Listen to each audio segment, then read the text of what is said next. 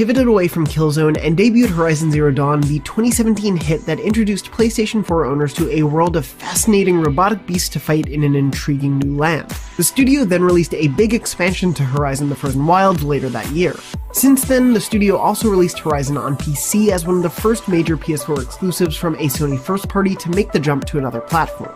And alongside the reveal of the PS5, Horizon Forbidden West was one of the initial big first-party exclusives announced for the new system. Set tentatively for a release in the second half of 2021, Forbidden West continues Aloy's journey, introducing new enemies, locations, and mysteries to uncover. No gameplay has been shown just yet, but if Forbidden West is still set for this year, we should hopefully see some soon before it hits PS4 and PS5 later this year.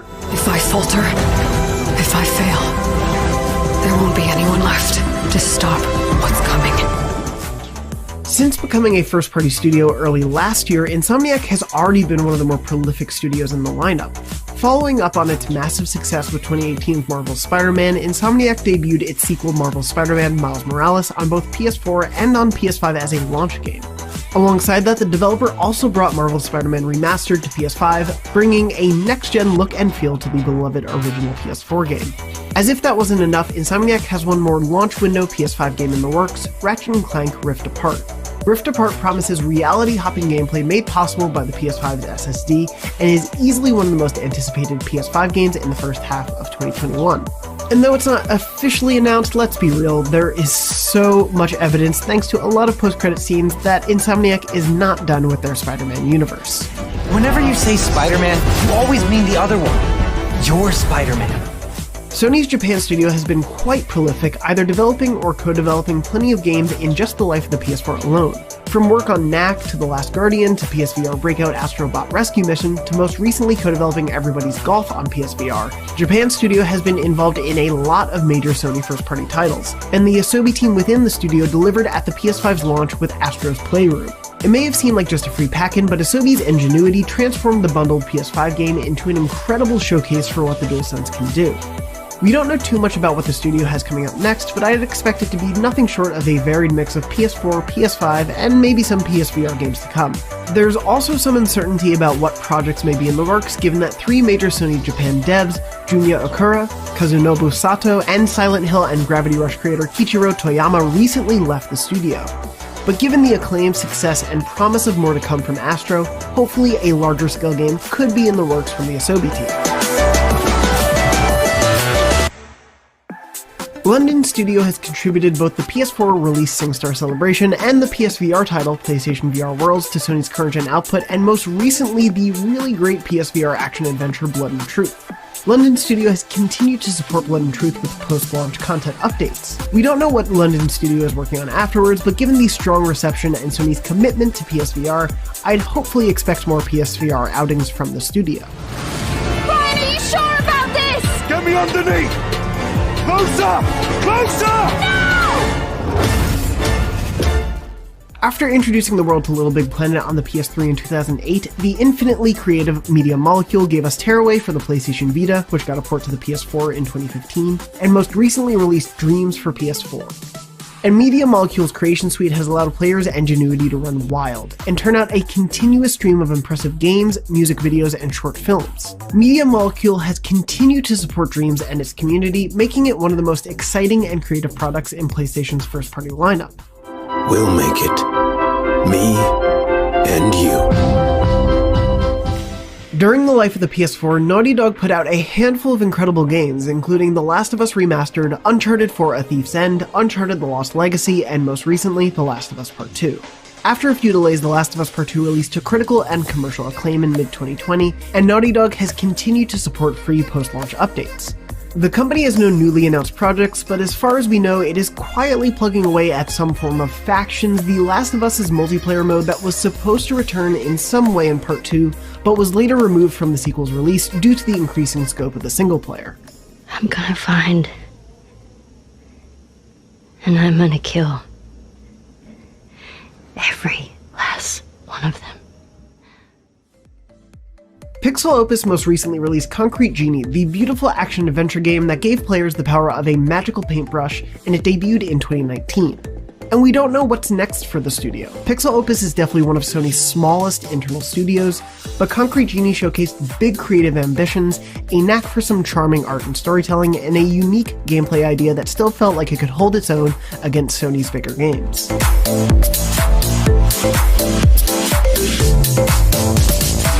The Sony Studio Polyphony gave us Gran Turismo Sport during the PS4's life, and has been busy providing content updates and patches to the game since its launch in 2017. Unsurprisingly, the studio continues to work on the acclaimed racing sim franchise, and Gran Turismo 7 was announced for the PS5 last year. Though it has no exact release date, a Sony advertisement teasing upcoming PS5 games hinted at a 2021 release. Whether it remains on track is unclear at this time, but it's no surprise that Sony's newest console will also be home to one of its longest-running franchises.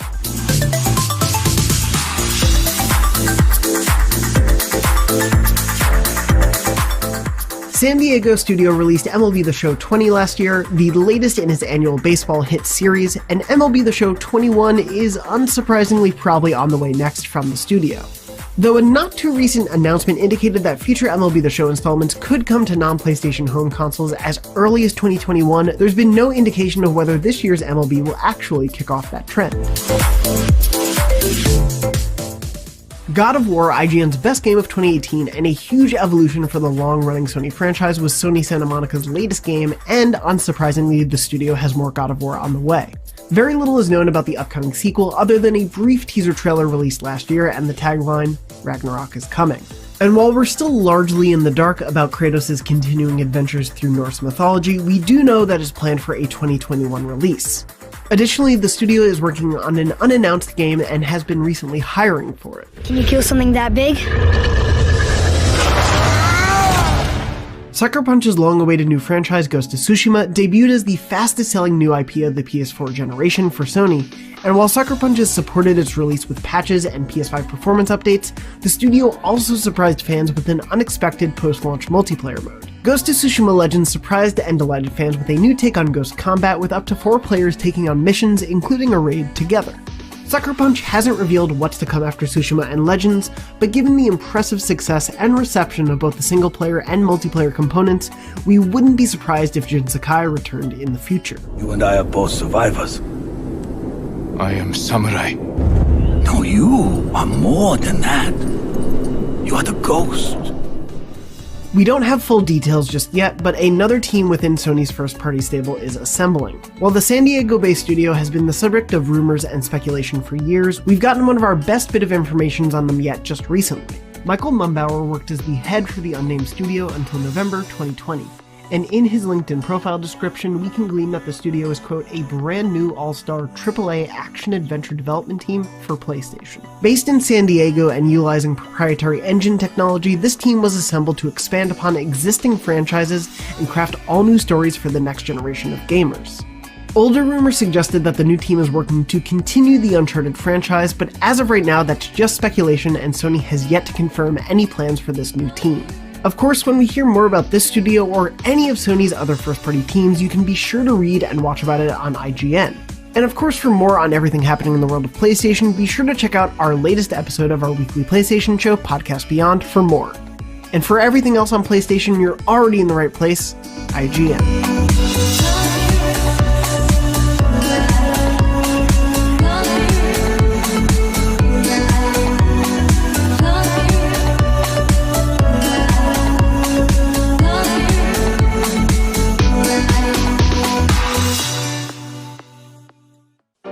We didn't even know what the PS5 looked like just about a year ago, but since PlayStation properly unveiled its next-gen console and games, it's been a very busy year, filled with highs, sales success, great games, you're my GPU, and lows.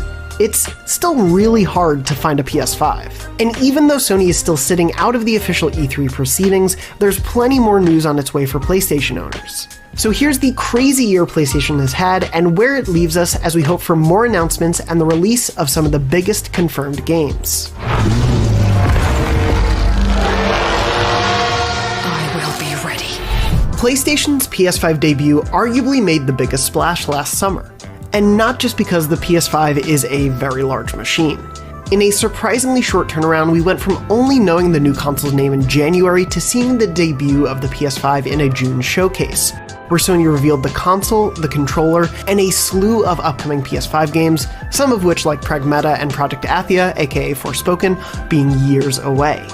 Sony highlighted a host of impressive newly announced exclusives in the showcase, like Marvel's Spider-Man Miles Morales and Horizon Forbidden West, as well as intriguing indies like Kena Bridge of Spirits, Stray, and of course, Bugsnax. But the showcase signaled a pop of news rather than a continuous flow. Thankfully, a second showcase in September addressed most of our remaining questions. We got a launch date November 12th and price $499 US and $399 US for the digital version, confirmation of that digital-only version of the system, and the first indication of what games we'd all be playing at launch, plus some teases of more games to come. The showcase allowed us all to start piecing together the PS5, and in a rare public apology, Sony said it would be more transparent about pre-orders going forward. Regardless, it was a bit of a mess of a rollout, and the PS5 remains difficult to get to this day, despite the next-gen console outselling the PS4 in the same launch period, with 7.8 million consoles sold as of March 31st, 2021. In fact, the PS5 became the fastest-selling console in North America in its first 24 hours and in its first month. Demand certainly still outweighs supply, and while that's been a problem for players hoping to secure a system, it's definitely a much better problem for Sony to have than the alternative.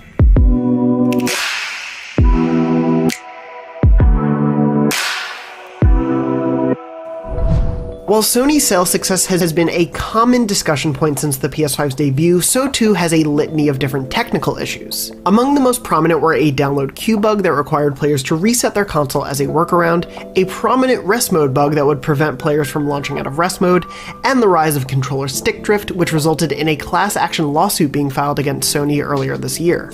Sony has released several patches to address some of its most prominent bugs, and most notably, players can now finally download PS5 games to external USB storage devices. They can't be played off of there, of course, but while dealing with the PS5's relatively paltry internal storage and the increasing size of games, it's a boon to those with data caps. Compatibility with M.2 drives to allow for expandable storage is still a major feature players are waiting for, but the latest update at least shows Sony is making progress forward. PlayStation's approach to backward compatibility, on the other hand, seems to be remaining the same for now. The PS5 supports PS4 and PSVR games, save for a very small list, but nothing released earlier than that. The topic continues to be one of heated discussion thanks to Xbox's multiple past generations supported, and it was thrown into particularly sharp relief when Sony announced in March that the PS3 and Vita PSN stores would be closing. The company quickly reversed the decision after public outcry, but for now there's no way for PS5 players to access their library from that generation, nor the two PlayStations before it.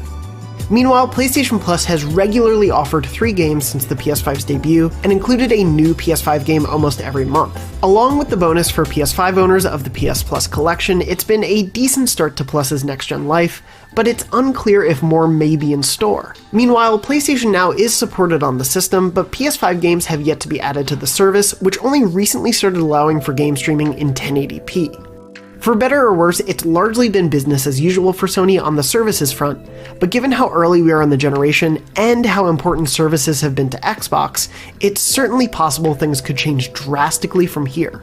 Sony may be expanding its reach in other ways though. Sony has made a minority investment in Epic Games, which demonstrated the power of Unreal Engine 5 via a game demo running on PS5. In partnership with RTS, it purchased the EVO Fighting Game Championship Series to make further inroads into the competitive gaming space. And it announced a partnership with Discord to integrate the messaging and communication app with the PlayStation experience. PlayStation has also made big moves in the film and TV space. PlayStation Productions has announced a slew of projects, including a Last of Us HBO series and a Ghost of Tsushima movie, with more to be revealed. And PlayStation reaffirmed its commitment to PSVR with the announcement of a next-gen VR headset to come, and we've already gotten a look at its new controllers. PlayStation, working in the larger realm of what Sony can offer, is expanding in altogether different ways than Xbox is. Which vision ultimately proves more successful is impossible to call right now, but it's clear that even when PlayStation's worldwide studios may go quiet for a time, the rest of Sony surely does not. In their place came new life. Whereas Xbox has gone on an acquiring spree in recent years, Sony has focused on partnerships. Those include publishing agreements like the one with Jade Raymond's new team Haven Studios, as well as Firewalk Studios, whose first game PlayStation will publish exclusively. Deathloop and Ghostwire Tokyo, two Bethesda-published games, will be console launch exclusives on PS5, despite the Xbox acquisition of Bethesda, which was made subsequently, while other console exclusives like the already released Bugsnax and upcoming games like Forspoken, and maybe Final Fantasy XVI, and many more, have all been touted heavily by PlayStation. Sony enlisted frequent collaborator Bluepoint Games to make a beautiful, acclaimed remake of Demon's Souls, while also partnering with studios like Sumo Digital to bring players Sackboy: A Big Adventure at launch. Most recently, Housemarque's Returnal offered a great showcase for the power and features of the PS5. Of course, when talking about PlayStation, it's the worldwide studio collection of teams that understandably get the spotlight. Big, first-party exclusives have become a defining part of PlayStation's identity, and that looks to remain the same in the PS5 generation. The very first PS5 showcase, after all, promised just that.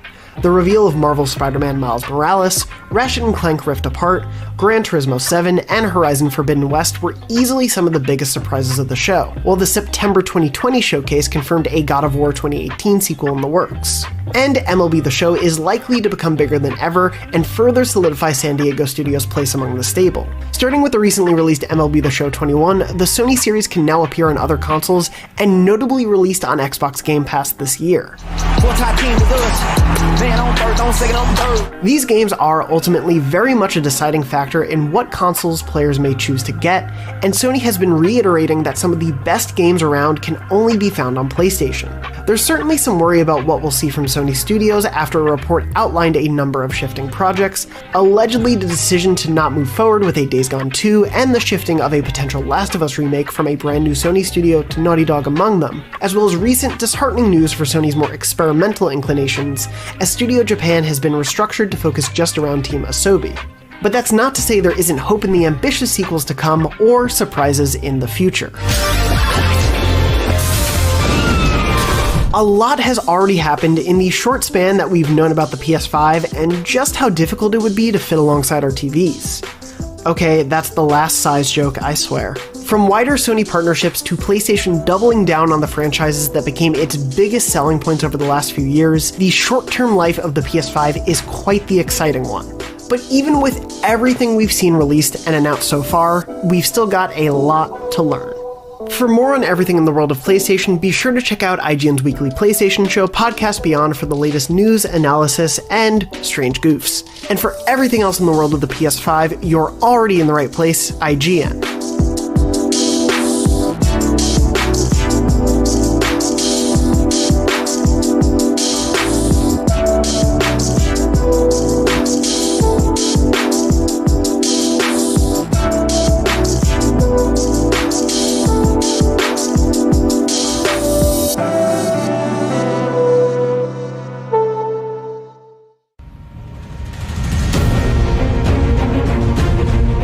Horizon Zero Dawn introduced PlayStation fans to a new post-apocalypse brimming with robotic beasts, quickly becoming a hit for Sony and Killzone developer Guerrilla Games. With the sequel, Horizon Forbidden West, coming soon, it's a good idea to catch up on exactly how Horizon's world came to be and the mystery of Aloy's true origin. Your whole life you've been searching. And the Elders, they've been holding you back. The girl is a curse. She came from nowhere.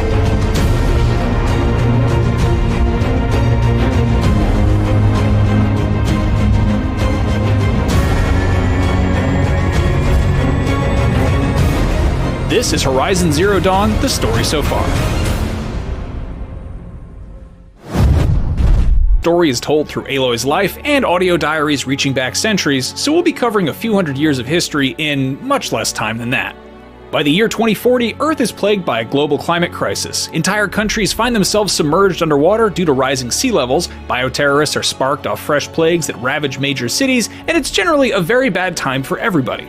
To combat this, the corporation known as Faro Automated Solutions, led by the self-indulgent Ted Faro, begins investing in green robot research, led by the young genius Elizabeth Sobek. Faro switched its focus to military robotics sometime before 2048, leading Elizabeth to resign from the company and form her own robotics initiative. Unfortunately, the US and UK militaries pretty much replaced their entire forces, with Faro leading the charge. Faro's killer robots, the Scorpion-like Chariot line, had proven their value by 2064. To somehow make killer robots even worse, some sort of glitch caused increasing numbers of the Chariots to ignore human commands. Elizabeth met with Pharaoh to discuss the situation, only to discover the bots were multiplying and using their biomass conversion fuel system to effectively strip mine the Earth to stay active. Surely this seemed like a good idea at the time. You've heard the bad news, and it's all true. The Pharaoh plague is devouring the biosphere. Life itself will cease to exist. With little hope in sight, Elizabeth projects humanity will go extinct in 15 months, so she strong-arms Pharaoh into funding the titular Project Zero Dawn to combat the Pharaoh Plague. Not so nice having something named after you now, huh, Ted?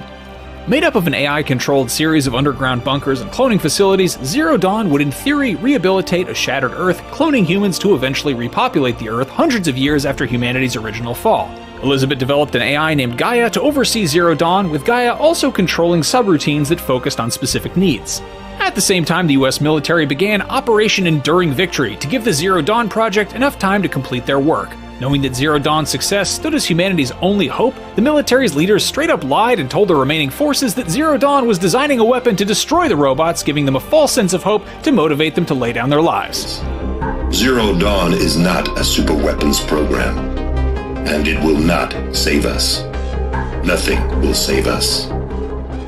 Unfortunately, Pharaoh's robots wiped out the vast majority of humanity only a few years later by early 2066. The Gaia facility, where Elizabeth, Pharaoh, and the remaining AI specialists were to live out their days, then went into lockdown. Sadly, one hatch failed to close tight enough, threatening to bleed enough of a signal to alert the Pharaoh robots that their job was not complete. Knowing the hatches could only be closed from the outside, Elizabeth donned an exosuit and shut the hatch before her cohorts could stop her. It's a valiant move that would also likely mean her death, so Elizabeth completed her mission, said her goodbyes, and began a journey to her childhood home. A few weeks following Elizabeth's fateful choice, Pharaoh was increasingly consumed by his guilt over building the robots responsible for humanity's devastation, which is a pretty big thing that you should probably feel guilty for, Ted. But that guilt leads to desperation, and Pharaoh wipes out the Apollo archives, a giant library of knowledge meant to re-educate future humans, because he believes knowledge of the old world is a disease that shouldn't be passed on. But listen, this is the guy who started the robo-apocalypse, so he also probably wanted to erase any record of his own misdeeds. After the remaining scientists accuse him of killing humanity twice over, he vents the oxygen out of the Gaia facility, killing his fellow survivors and ensuring they can't restore humanity's knowledge of the past. Pharaoh presumably dies alone sometime later. The end. Good riddance. Just kidding. In the ensuing centuries, Gaia, having some free time on their hands, decrypts deactivation codes for the Pharaoh Plague robots and begins construction on the Hephaestus Cauldron facilities that will build terraforming bots and the cradles that will create new human clones.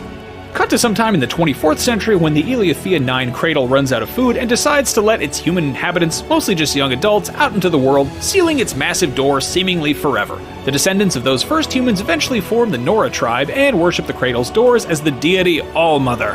Hundreds more years pass, and finally, Horizon Zero Dawn begins. FYI, this is what Horizon means with the whole post-apocalypse setting. We're not in the truly chaotic burnout landscape of the end times, we're several stages beyond that when, as Jeff Goldblum would put it, life, finds a way.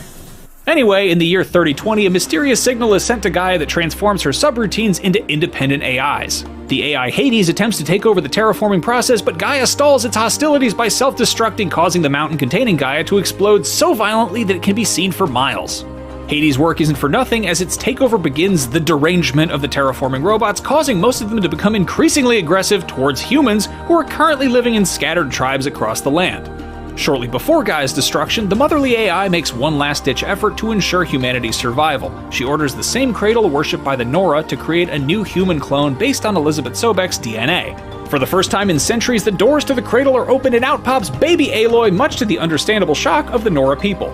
Thanks to her questionable birth and nature's simultaneously increasing chaos, Aloy is almost immediately shunned by the Nora mothers. She's given to Rost, an outcast and widower who nonetheless maintains the respect of most Nora tribe members. Oh, Mother, this child needs a name by which to know her. That your love may warm her life as the rising sun warms all the earth. Speak her name! Aloy! The years pass and Rost begins training Aloy in the ways of hunting and survival. While avoiding one of Rost's lessons, Aloy falls into a pit leading to the ruins of an old pre-apocalypse facility where she discovers a Focus, basically the world's coolest earbud. It allows her to see detailed readouts of her environment as well as ancient hologram recordings. The young Aloy uses her Focus to save a man named Teb from a pack of aggressive Watchers and Striders, two of the more common robots in the land. When they told me to raise you, I didn't ask questions. Why am I an outcast? Who was my mother? Always you pushed for answers. Push yourself to the edge.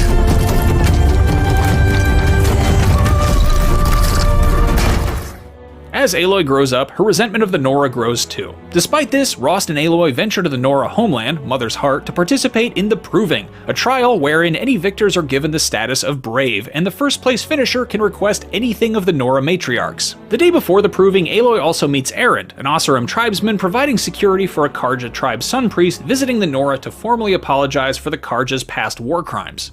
These envoys come to us under a banner of peace.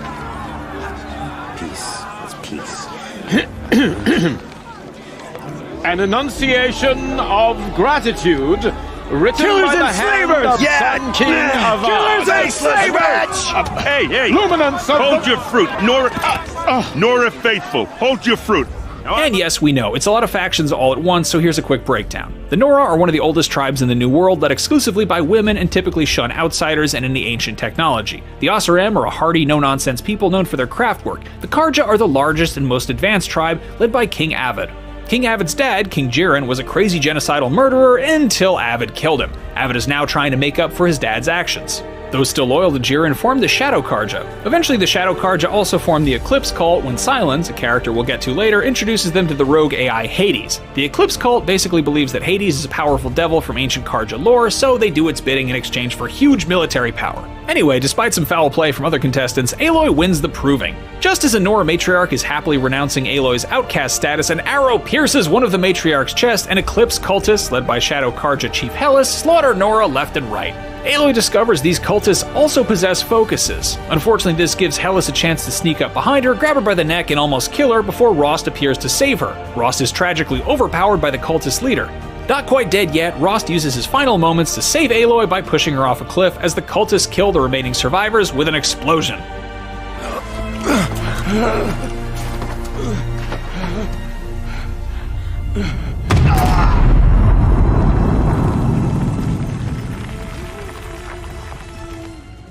Aloy is saved by the Nora and taken to Mother's Heart, where matriarch Tirsa tells her of her strange birth. Though she tries to enter, the AI controlling the door cryptically informs them Aloy's identity can't be verified and thus she can't enter the cradle. Anointing Aloy as Seeker, Tirsa sends her off to discover her origins in the city of Meridian and to track down a mysterious man named Olin seen at the Proving. After some diversions, Aloy makes her way to Meridian, running into Erend, who, as Olin's friend, helps Aloy find information on where he ran off to. And wouldn't you know it, those pesky Eclipse cultists forcibly coerced him into aiding their cause. Aloy travels to a quarry housing the cultists and Olin and witnesses the activation of a corruptor, which can infect other robots with derangement. Aloy defeats the cultists and the corruptor with the aid of an unknown man. Spoiler, it's Silence, played by the great Lance Reddick. Silence. That's my name. Now, why don't you try asking another question? Something less trivial.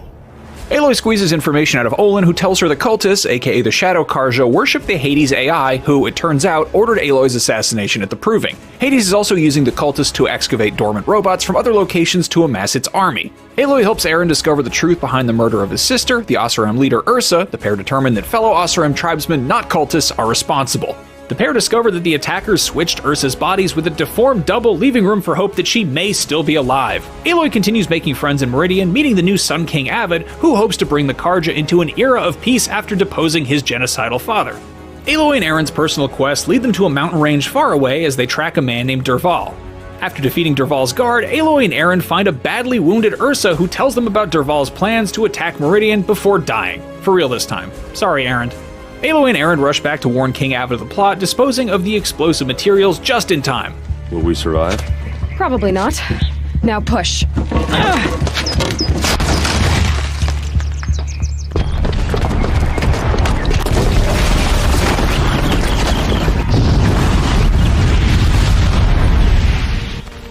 Dervahl, unaware his plot has already been foiled, emerges from the shadows and uses a sonic blast device to disable Avid and his guards. Aloy eventually beats Dervahl and the Glinthawk he summoned, saving the city and all of her new allies. Erend, grateful for all the help, returns to the Oseram region. Aloy then journeys to Maker's End, a series of ruins to learn more about the mysterious Elizabeth Sobek, whom players at this point will probably realize she kinda resembles. Aloy defeats a massive Deathbringer war machine and more cultists, but when she grabs a focus from a dead cultist leader to gain intel, she accidentally reveals to Hades that she's still alive. Oops. Aloy ventures deeper to the ruins, which turn out to be a facility for Ted Farrow's robotics company. Diving into a bunch of data logs, Aloy uncovers more information about Farrow, Elizabeth Sobek, and the robot apocalypse. In fact, all of that information we told you about earlier. Genetic profile confirmed. Entry authorized. Greetings, Dr. Sobek. Please step inside.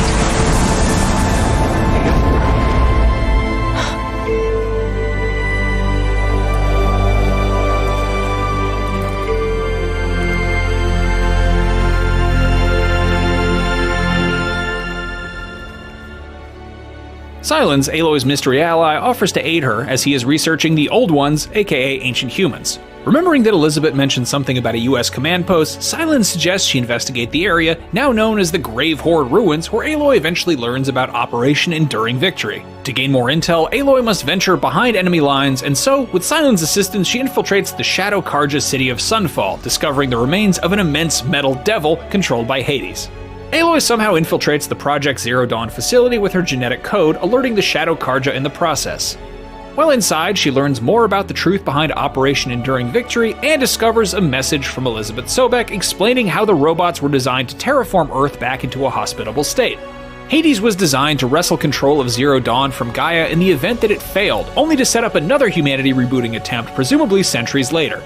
At this point, the development of my psyche is not entirely predictable. To ensure preservation of life, a hardwired override is, I believe, a necessary safeguard. Eventually, Aloy finds the Alpha Registry file she needs to enter the All-Mother Mountain, but is captured by Shadow Karja and thrown into their gladiator arena. Here, Aloy survives the fight against a corrupted bull-like behemoth before Silence crashes the party in person and rescues her. An understandably angry Aloy demands answers from Silence, who declines to help her stop the cultists from destroying other tribes. He keeps his motive secret, so with an apology, the two part ways. Returning to the Nora tribe homeland, Aloy discovers the sacred lands have been ravaged by cultist attacks. Fighting her way through cultists and giant robots, Aloy saves the remaining Nora trapped inside the mountain and, despite some protests, enters the Cradle facility she was created in. The Cradle is a treasure trove of lore in which Aloy finds evidence of the first post-apocalypse humans, as well as a recording of Gaia's last words, explaining how the mysterious signal allowed Hades to overtake her. Gaia's final act was, in fact, ordering the creation of Aloy, a clone of Elizabeth Sobek, so she may restore Gaia. With Aloy's true origin uncovered, the previously hostile Nora leaders praise and worship Aloy as a savior. Fuming with resentment, Aloy explodes on them for their hubris and tells them that her mission goes far beyond just saving the Nora, urging anyone willing to fight to meet her in Meridian. Aloy travels to Gaia Prime, following a route laid out by Silence. Along the way, Aloy learns more about the Alphas, the scientists responsible for aiding Elizabeth in finishing Zero Dawn. As described in increasingly desperate recordings by Farrow, Aloy learns of Elizabeth and the Alphas' deaths before snagging the master override needed to stop Hades. In a last act of humility, an IRL Silence reveals he was the one who awoke Hades and formed the Eclipse cult, realizing that Hades could provide immense amounts of knowledge about the old world. But he underestimated the damage it would cause. Silence shares that Hades isn't really interested in Meridian, but rather the Spire, a massive obelisk that acts as a transmitter for Gaia that could awaken all dormant robots. Silence gives Aloy his lance, Aloy attaches the Master Override to it, and Silence says his goodbyes as she ventures off to stop Hades. It's called Hades, and it doesn't want Meridian at all. It wants the Spire. And if it gets there, it will send out a call, waking more ancient machines, more than we could ever defeat. All will be lost. Aloy races back to Meridian to warn King Avid and ready their defenses. Avid's advisor informs them that numerous friends have arrived, including a number of Nora vowing to fight for Aloy. The following day, Aloy and Avid's forces battle the Eclipse cultists and their corrupted machines. Aloy defeats Hellas in battle, but soon after is knocked out and wakes up to find a war machine dragging Hades toward the Spire. It's begun. Hades is transmitting.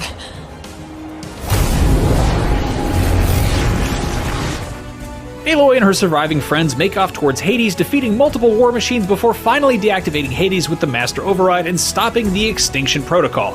Whew, crisis averted, and now the post-apocalyptic societies can live in peace, right? Well, after celebrating their well-earned victory, Aloy ventures out to find Elizabeth's remains in the grass just outside her childhood home, surrounded by a triangle of flowers, and seemingly enjoy a bit of solitude. In a final post-game teaser, Hades is revealed to still be active and to have escaped its physical shell and flown to Silence, who's captured it in some sort of device. Clearly happy to see his old acquaintance, Silence asks Hades about who awoke it in the first place, all while approaching the husk of a dormant metal devil. But Hades isn't the only AI subroutine that's run amok of its original purpose. In the Frozen Wilds DLC, Aloy journeys to the northern region known as the Cut, which is actually Yellowstone Park, home of the Banuk tribe. The Banuk have suffered a terrible loss against some sort of demon, and one of the central mountains is belching horrible smoke. Aloy learns from the chieftain Aratak that Aurea, the Banuk shaman, and his sister went missing during the battle. I just need to find Aurea. Well, you won't. She's gone where only shamans can tread. She seeks guidance from the voice in the blue light. That is her task. Aloy searches for Aurea and finds another old-world facility the Banuk have turned into a shrine to something called the Spirit, some sort of AI that's being attacked by the supposed demon. After finding Aurea, Aratak is convinced to hand over leadership to Aloy. The crew journey back to the facility where Aloy discovers the Spirit is actually Cyan, another AI similar to Gaia that's responsible for maintaining the stability of the Yellowstone supervolcano. And the demon is actually Hephaestus, one of Gaia's other subroutines. Hephaestus gained control over Gaia's robot-building abilities once the top AI had been destroyed. After humans hunted the terraforming bots so extensively, Hephaestus considered humans a threat and began developing bear-like hunter-killer bots in addition to attempting to seize control of Cyan's immense power reserves. The group fights their way to Cyan's core, where Aurea valiantly sacrifices herself to allow Cyan to transfer itself to an off-site location and destroy the core. After Aloy and Aratak return to the Banuk Shrine, Cyan warns Aloy that Hephaestus is still out there somewhere and still intends on building more robots to combat humanity. With that threat in mind, Aratak thanks Aloy for all her help, and Aloy returns command of his people to Aratak before moving on to her next adventures. With Horizon Forbidden West seemingly taking place further in the American West, including good old San Francisco, it remains to be seen what trouble Aloy will get into in her next adventure. But it seems clear that Silence, Hades, Hephaestus, and all the robot animals you could possibly want will be back in full force. There's nothing I wouldn't do to save this world. No depths I won't explore. I will be ready. If you like this video, check out the story so far for Mass Effect and Final Fantasy XIV, make sure to like and subscribe, and for every post-apocalypse, keep it right here on IGN. No secret I won't unlock.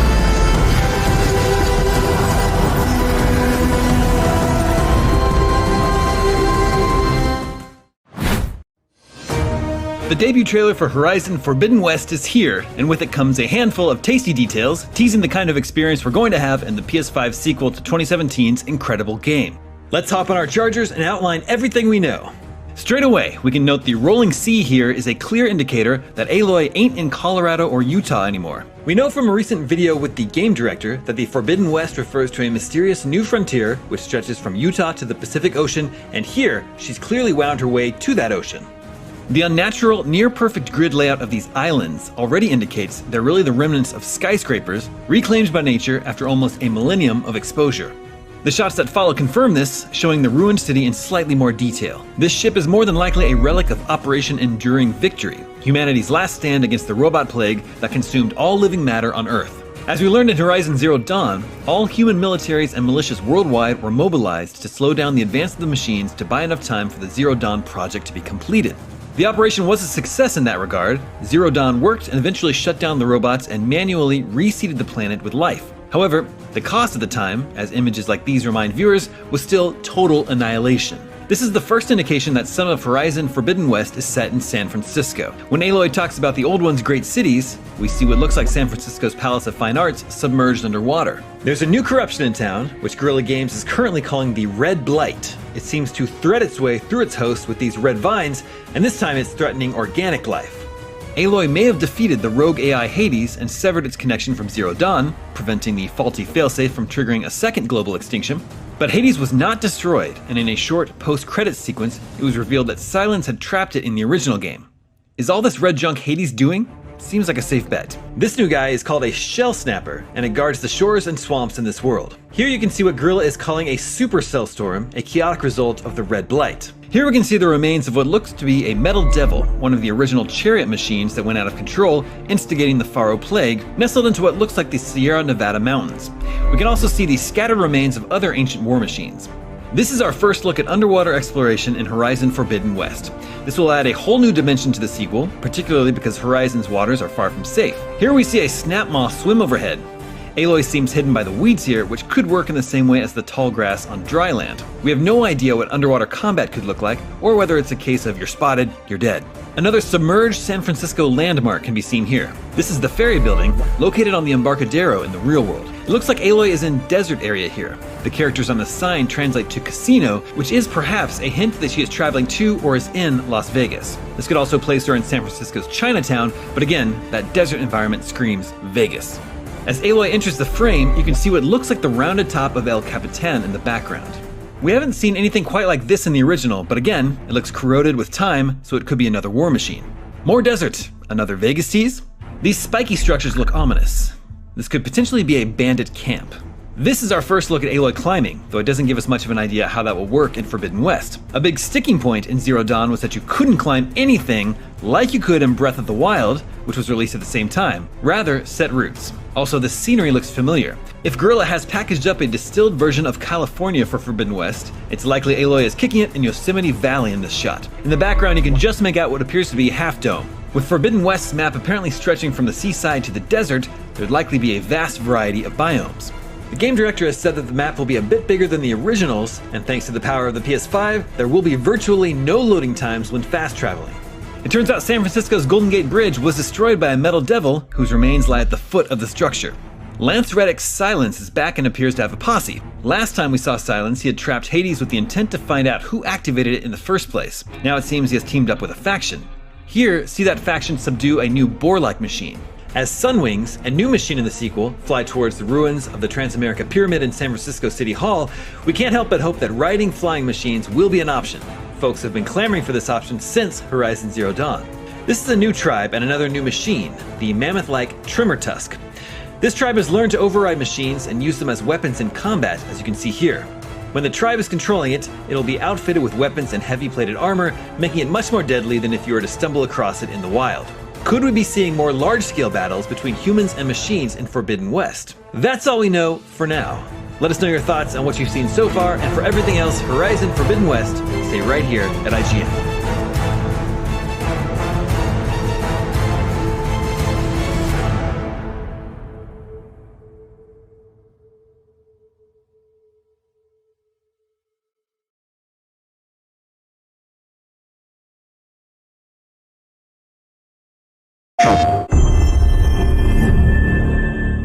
Hi, my name is Matthijs de Jonge. I'm the game director on Horizon Forbidden West.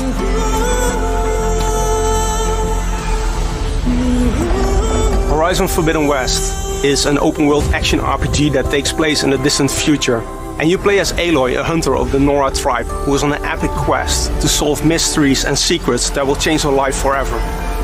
The title Forbidden West actually refers to a mysterious new frontier that stretches from Utah in the USA all the way to the Pacific Ocean in the West. So ever since the first game, we really wanted to make a world that is so beautiful that you just want to be there. And with the additional power of the PlayStation 5, we can make that world even more detailed and more vibrant and more immersive. With the PS5's SSD, there will be virtually no loading screens. So in an open world game like Horizon Forbidden West, if you open up the map and fast travel from one end to the other, restarting from a checkpoint will be super fast.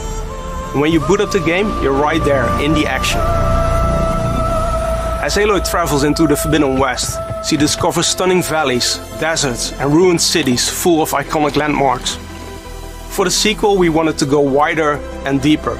So the map is a bit bigger, but we also wanted to let players discover what lies hidden beneath the surface of lakes and rivers.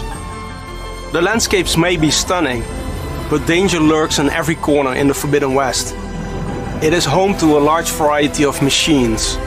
Shell snappers that guard the shores and swamps, snapmaws that hunt the waterways, and sunwings that patrol the skies.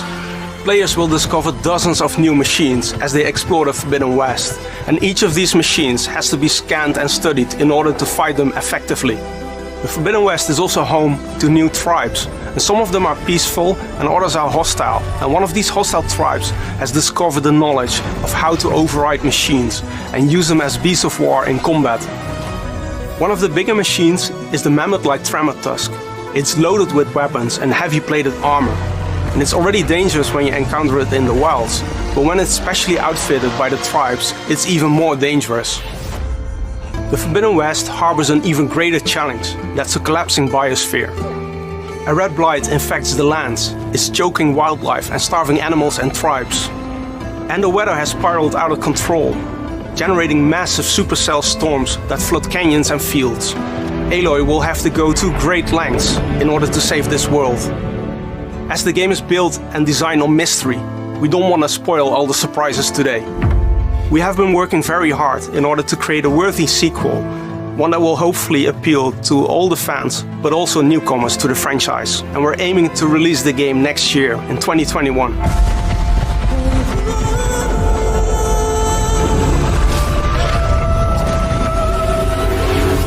PlayStation.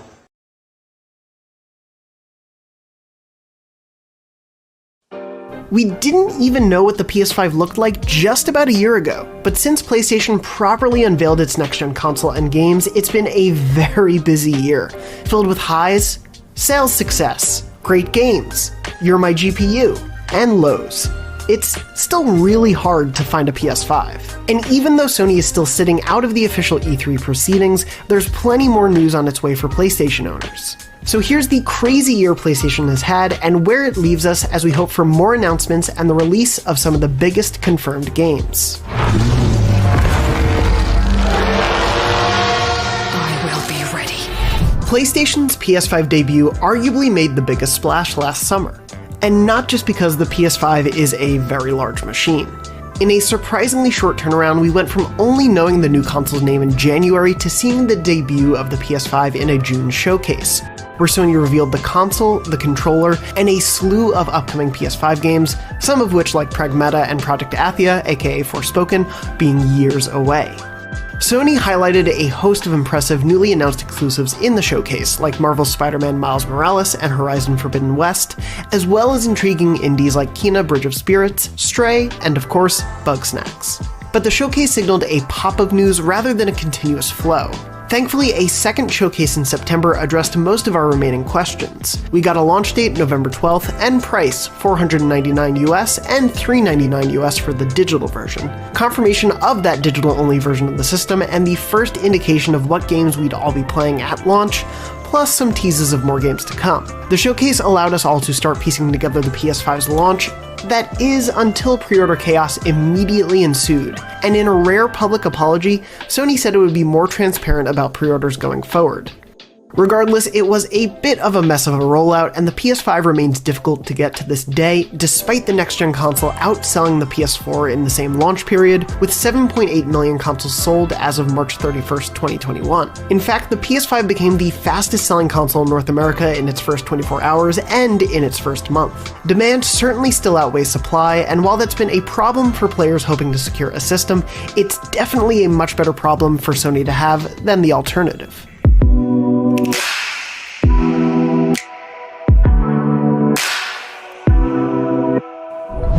While Sony's sales success has been a common discussion point since the PS5's debut, so too has a litany of different technical issues. Among the most prominent were a download queue bug that required players to reset their console as a workaround, a prominent rest mode bug that would prevent players from launching out of rest mode, and the rise of controller stick drift, which resulted in a class action lawsuit being filed against Sony earlier this year. Sony has released several patches to address some of its most prominent bugs, and most notably, players can now finally download PS5 games to external USB storage devices. They can't be played off of there, of course, but while dealing with the PS5's relatively paltry internal storage and the increasing size of games, it's a boon to those with data caps. Compatibility with M.2 drives to allow for expandable storage is still a major feature players are waiting for, but the latest update at least shows Sony is making progress forward. PlayStation's approach to backward compatibility, on the other hand, seems to be remaining the same for now. The PS5 supports PS4 and PSVR games, save for a very small list, but nothing released earlier than that. The topic continues to be one of heated discussion thanks to Xbox multiple past generations supported, and it was thrown into particularly sharp relief when Sony announced in March that the PS3 and Vita PSN stores would be closing. The company quickly reversed the decision after public outcry, but for now there's no way for PS5 players to access their library from that generation, nor the two PlayStations before it. Meanwhile, PlayStation Plus has regularly offered 3 games since the PS5's debut, and included a new PS5 game almost every month. Along with the bonus for PS5 owners of the PS Plus collection, it's been a decent start to Plus's next-gen life, but it's unclear if more may be in store. Meanwhile, PlayStation Now is supported on the system, but PS5 games have yet to be added to the service, which only recently started allowing for game streaming in 1080p. For better or worse, it's largely been business as usual for Sony on the services front, but given how early we are in the generation and how important services have been to Xbox, it's certainly possible things could change drastically from here. Sony may be expanding its reach in other ways though. Sony has made a minority investment in Epic Games, which demonstrated the power of Unreal Engine 5 via a game demo running on PS5. In partnership with RTS, it purchased the EVO Fighting Game Championship series to make further inroads into the competitive gaming space. And it announced a partnership with Discord to integrate the messaging and communication app with the PlayStation experience. PlayStation has also made big moves in the film and TV space. PlayStation Productions has announced a slew of projects, including a Last of Us HBO series and a Ghost of Tsushima movie, with more to be revealed. And PlayStation reaffirmed its commitment to PSVR with the announcement of a next-gen VR headset to come, and we've already gotten a look at its new controllers. PlayStation, working in the larger realm of what Sony can offer, is expanding in altogether different ways than Xbox is. Which vision ultimately proves more successful is impossible to call right now, but it's clear that even when PlayStation's worldwide studios may go quiet for a time, the rest of Sony surely does not. In their place came new life.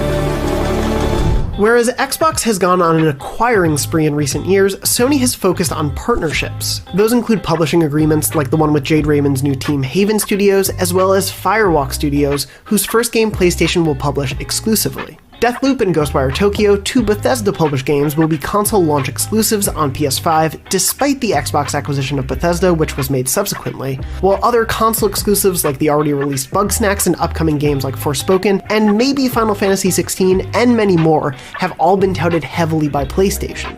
Sony enlisted frequent collaborator Bluepoint Games to make a beautiful, acclaimed remake of Demon's Souls, while also partnering with studios like Sumo Digital to bring players Sackboy: A Big Adventure at launch. Most recently, Housemarque's Returnal offered a great showcase for the power and features of the PS5. Of course, when talking about PlayStation, it's the worldwide studio collection of teams that understandably get the spotlight. Big, first-party exclusives have become a defining part of PlayStation's identity, and that looks to remain the same in the PS5 generation. The very first PS5 showcase, after all, promised just that. The reveal of Marvel's Spider-Man Miles Morales, Ratchet & Clank Rift Apart, Gran Turismo 7, and Horizon Forbidden West were easily some of the biggest surprises of the show, while the September 2020 showcase confirmed a God of War 2018 sequel in the works. And MLB The Show is likely to become bigger than ever and further solidify San Diego Studios' place among the stable. Starting with the recently released MLB The Show 21, the Sony series can now appear on other consoles and notably released on Xbox Game Pass this year. These games are ultimately very much a deciding factor in what consoles players may choose to get, and Sony has been reiterating that some of the best games around can only be found on PlayStation. There's certainly some worry about what we'll see from Sony Studios after a report outlined a number of shifting projects, allegedly the decision to not move forward with a Days Gone 2 and the shifting of a potential Last of Us remake from a brand new Sony studio to Naughty Dog among them, as well as recent disheartening news for Sony's more experimental inclinations, as Studio Japan has been restructured to focus just around Team Asobi. But that's not to say there isn't hope in the ambitious sequels to come or surprises in the future. A lot has already happened in the short span that we've known about the PS5 and just how difficult it would be to fit alongside our TVs. Okay, that's the last size joke, I swear. From wider Sony partnerships to PlayStation doubling down on the franchises that became its biggest selling points over the last few years, the short-term life of the PS5 is quite the exciting one. But even with everything we've seen released and announced so far, we've still got a lot to learn. For more on everything in the world of PlayStation, be sure to check out IGN's weekly PlayStation show, Podcast Beyond, for the latest news, analysis, and strange goofs. And for everything else in the world of the PS5, you're already in the right place, IGN.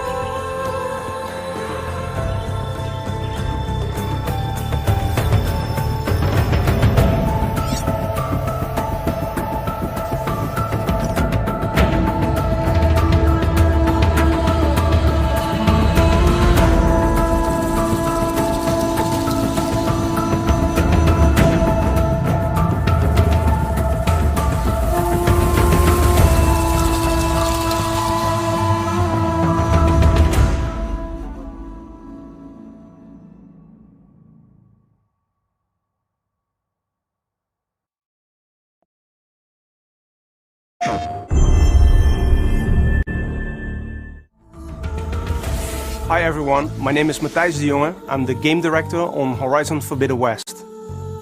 Last year we revealed our ambitious new project, and since then the team has continued to make great progress on the development of the game. We are very excited and honored to give you an update in this state of play. And in the countdown video leading up to this moment, you have already seen glimpses of the Forbidden West, but now we have something truly special for you. Almost 14 minutes of gameplay captured on PlayStation 5. And you don't have to wait any gameplay captured on PlayStation 5. And you don't have to wait any longer. Let's get right to it.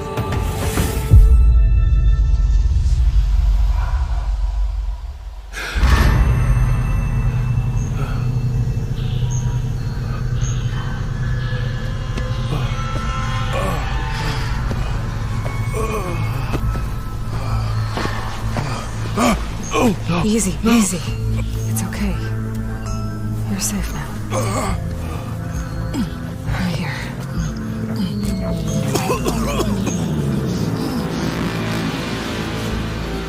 Wait, what happened? Where's Erend? Ambush. Ruins are crawling with raiders. They hit our camp hard. We ran and they chased us down. Erend was away from camp. Scouting. I bet he's still out there. What was that? Raiders got machines on their side. Claw Striders. You should go after Erend. If they find him before you do, who knows what they'll do to him? No, you're injured. I have to... Don't worry about me. I'll make my own way out. Get going. Okay. Yeah.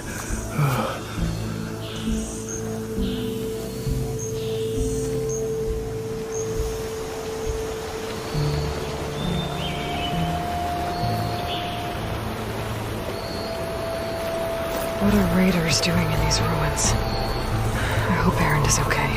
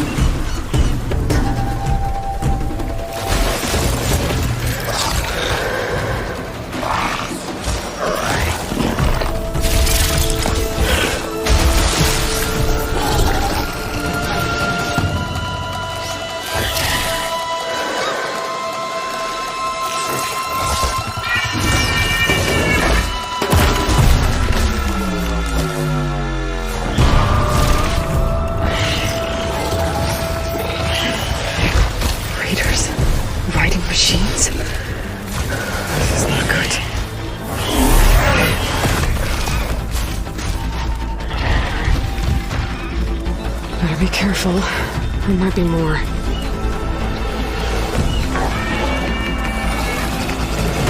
Yep, another one.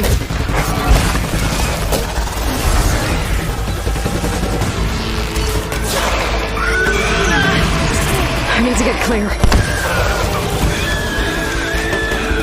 That was close.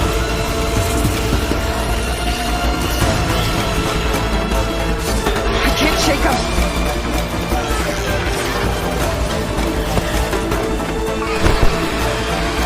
Up we go!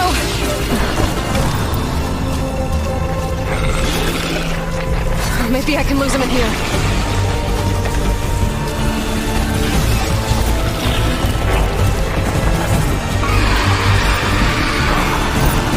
These guys won't give up.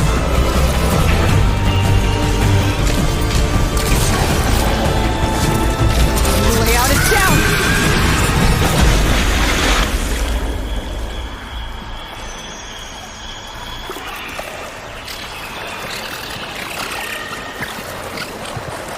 More machines. Better go under.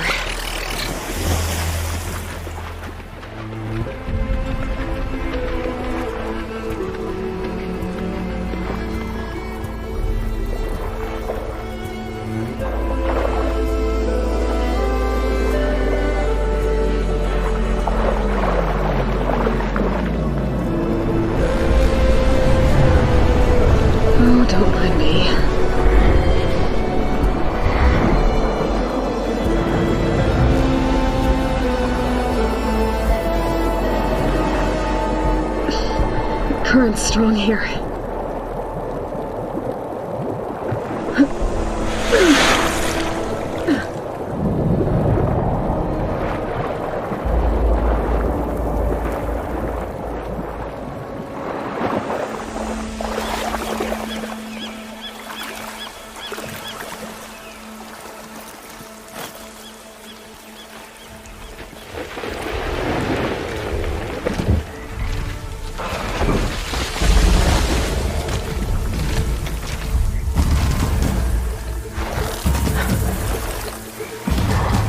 I have friends, okay?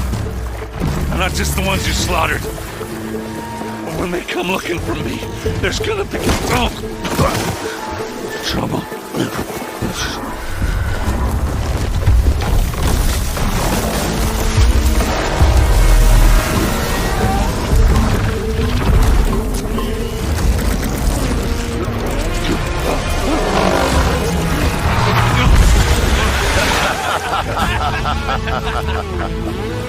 You guys wouldn't be laughing if I had my hammer. Enough! Get moving!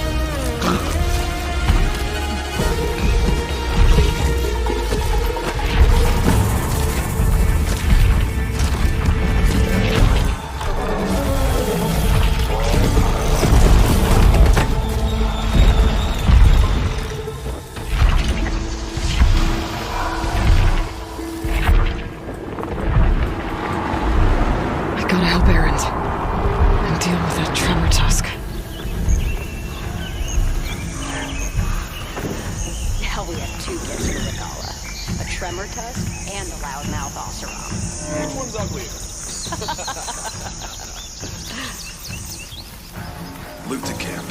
Make it look like bandits were here. Then we'll head for the old bridge and meet up with the others. Will do. Yeah, got it. This must be Aaron's camp.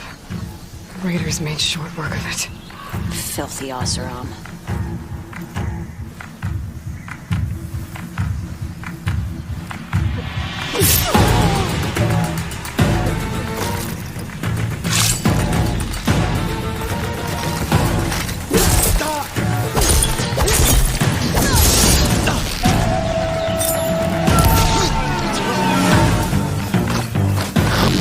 You out.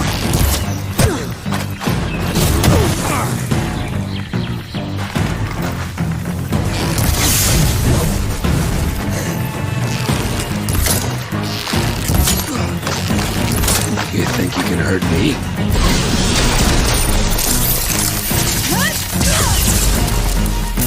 Yeah, I do.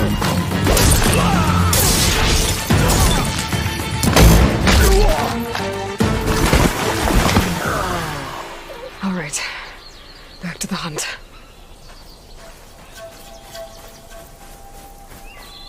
Raiders said they were heading for the old bridge. Maybe I can cut them off.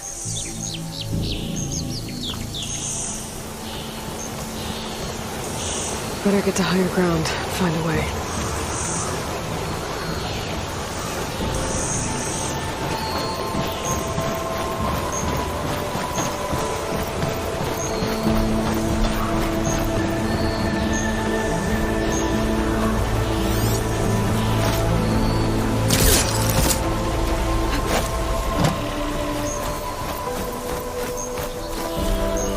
There's the bridge.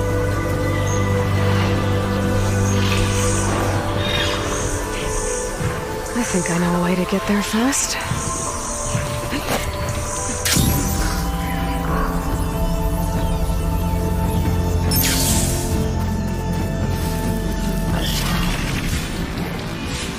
I gotta be careful.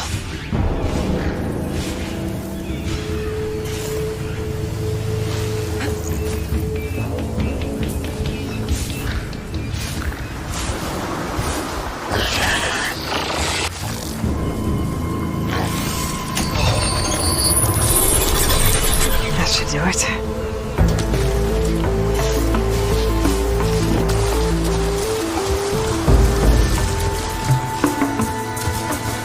Help's on the way, Errant.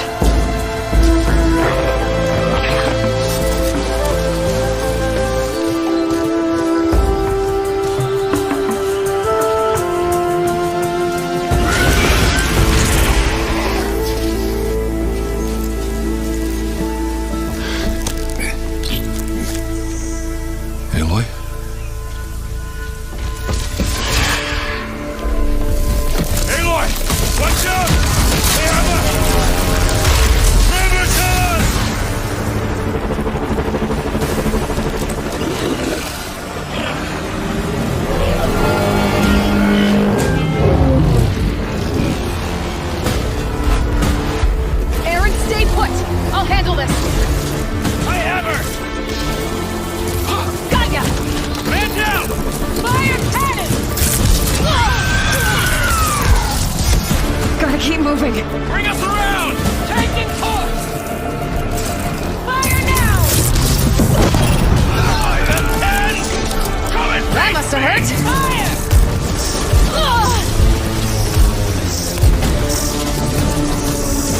Go back! I have to stay ahead of it. Gotta slow you down.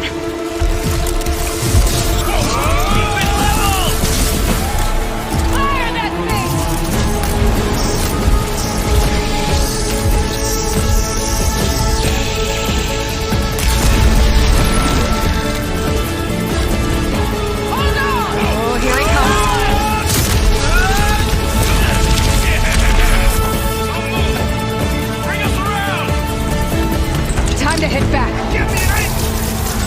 We're under fire!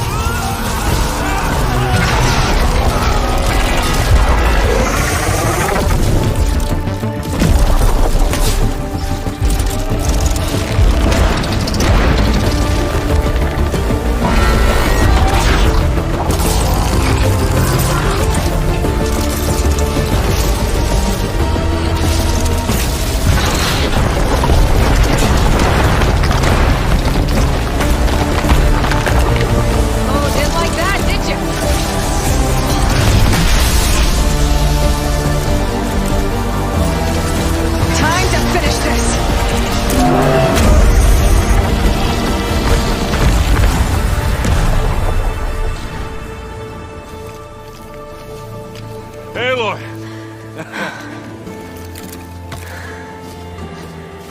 Glad to see me? You bet. I owe you another one. Come on. But this time, I have a present for you. I found it, Aloy. Huh? What'd you send me for? Right before the raiders got me. You did good. Now, let's see where this thing will take us.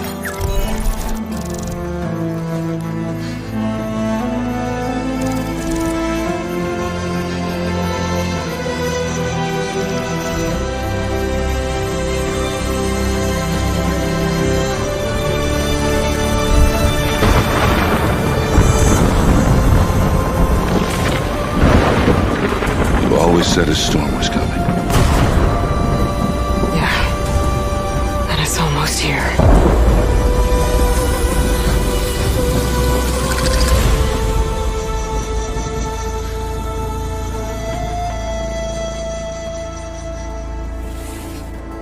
So there you have it, the first gameplay footage from Horizon Forbidden West running on PlayStation 5. We hope you are as excited about it as we are.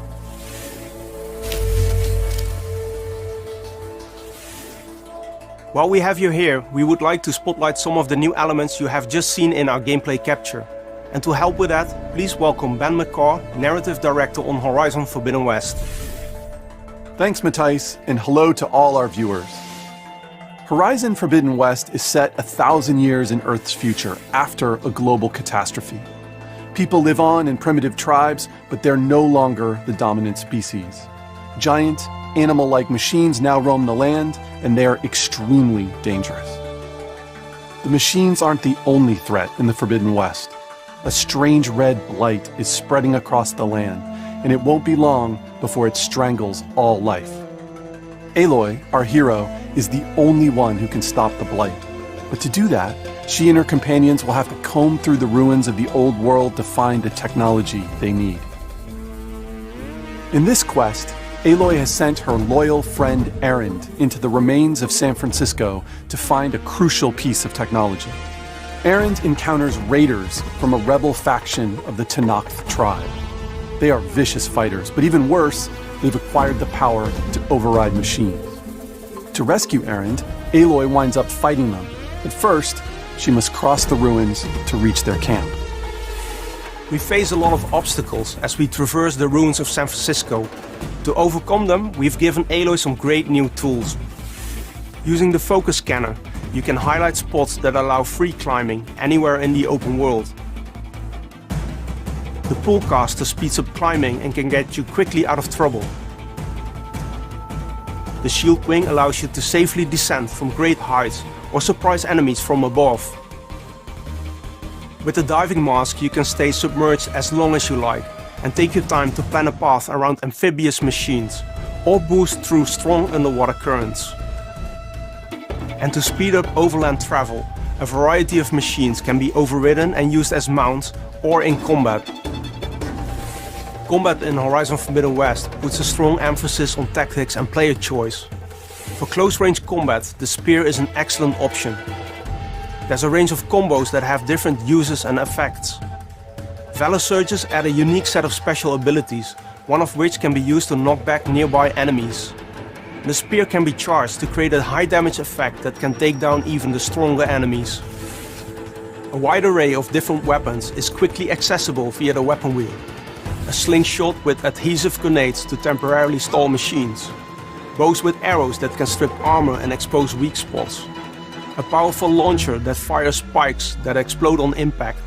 Smoke bombs that temporarily blind enemies. Or you can pick up weapons shot off from machines. The full game has many more unique weapons and each of them can be upgraded on a workbench, but more on that another time. The player will need to be smart and creative and use all of the combat options we have shown to deal with a large variety of deadly machines. Sunwings in the sky, claw striders and tremor tusks on land, stepmaws in the water, even the seemingly harmless burrowers that you saw briefly swim by. They are all dangerous, and even more so when overridden by human rebels. We've only scratched the surface of the rebel threat, as Aloy will fight them in many forms throughout the game. And to defeat them, she must explore the open world to uncover the secret behind their power, and how that secret is related to her quest to stop the Blight. And this is just one of the mysteries she will unravel as her journey through the Forbidden West takes many twists and turns. It's time to wrap it up. We will have more updates closer to launch and everyone here at Guerrilla can't wait for you to experience the full game. Thank you for watching.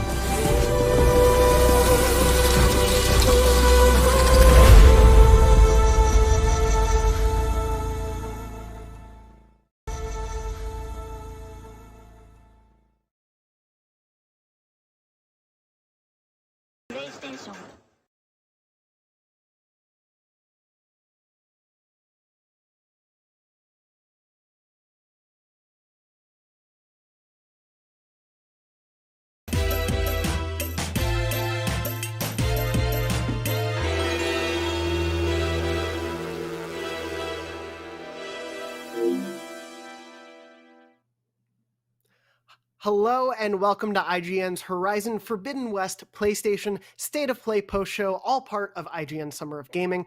I'm Jonathan Dornbush, the host of Podcast Beyond, and all summer long we'll be bringing you exclusive gameplay and reveals and exciting first looks at the hottest new games. But right now, it's time for Horizon, and what better way to discuss it than with a special episode of Podcast Beyond, as we just got our first look at official gameplay of Horizon Forbidden West, the gigantic new sequel from Guerrilla Games and one of the most anticipated PlayStation 5 games of the year.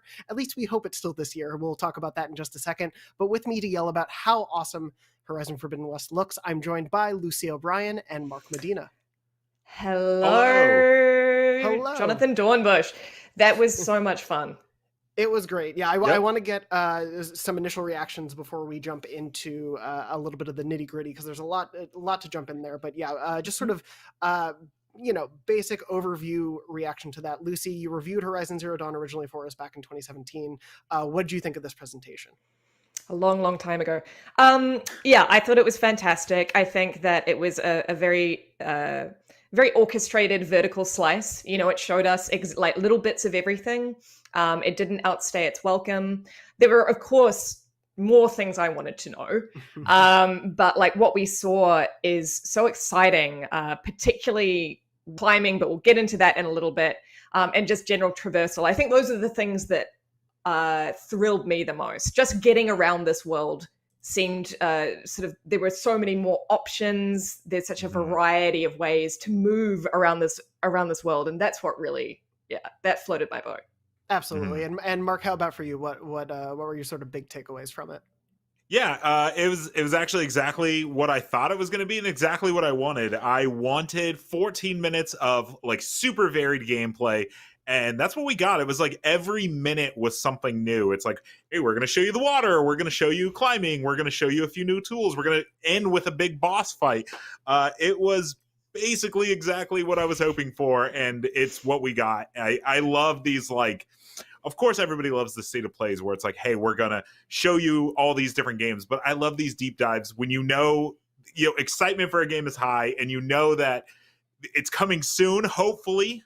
We'll get into that later. Yeah. I love this, like, hey, here's 14 minutes of like crazy varied gameplay. Who knows if this is a playable moment? It seems like it probably is. But it was just like a quick overview of a lot of different things. I loved it. Yeah, it was a really smart approach, I think, to give us a overview of what has changed and what hasn't, because obviously this is a sequel to the original Horizon Zero Dawn, but with it coming as the first one on PS5, I'm sure they're going to want to get newcomers into the game. I do want to, of course, address the fact that it ends, it reaffirms it's coming to PS4 and PS5, but no firm release date. Did that shock either of you? Lucy, I guess I'll start with you. Were you expecting to kind of not know? I was very sure of myself that we were going to get a release window, whether it was like Q4, like just something really generic. So I never expected a firm date, but yeah, I thought, Dorno, you were just saying earlier that with most of these state of plays, we kind of tend to get the game fairly quickly after, there's one of these kinds of deep dives. So I was expecting, a window. It's a shame we didn't get one, but I'm not complaining considering what we saw. Mm-hmm. What about you, Mark?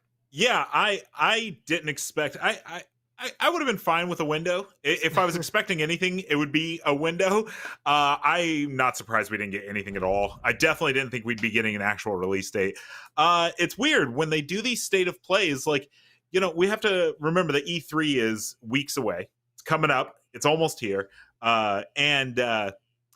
You have to assume that even though Sony is not part of E3, they usually do a conference around that time where they have a lot to show off now that a lot of their launch stuff is done. And we have God of War, Horizon, stuff like that. And so they're not going to be able to show 14 minutes of gameplay in a conference like that. Those conferences are meant for like trailers and stuff like that. And so I fully expect them to be like, hey, we have this gameplay we want to show off. We want to remind people that this game exists. Because you got to remember, the trailer for this game is like 9 months old already. Like this game has been around for a while. So the fact that we're finally seeing gameplay for it is super cool. But yeah, I fully expect for them to do a bigger conference where they're going through a bunch of different stuff. And that's where we're more likely to see at the least a release window, at the most an actual release date. Yeah, absolutely. I am keeping up the PlayStation blog and Twitter just in case, because they do quite have a knack for revealing things afterwards. So we'll see if anything happens. But that final splash screen that was part of the footage, it just showed the two, a PS4 and a PS5, said it's a PlayStation exclusive. I think reaffirming, especially, with some games coming to PC, like the original Horizon Zero Dawn, that this is launching on PlayStation specifically and not, co-launching on PC. There's no date listed. There's no 2021. There's a 2021 copyright, but that's all we have to go off of. So I'm not going to go into any conspiracy theory, Charlie Day at the board. There is no Pepe Sylvia sort of mode just yet, but I'm hopeful it comes this year. I think this would be like a really great sort of fall open world game to get lost in. But of course, the original came out in February of 2017. So it's also a great game to have at the beginning of the year when you're craving sort of like a big world to get lost in after the fall rush. Well, and it's definitely like smart to keep an eye on that stuff. I don't think that they'll bury a release date anywhere. They could mention something like, Windows, or the window is still 2021.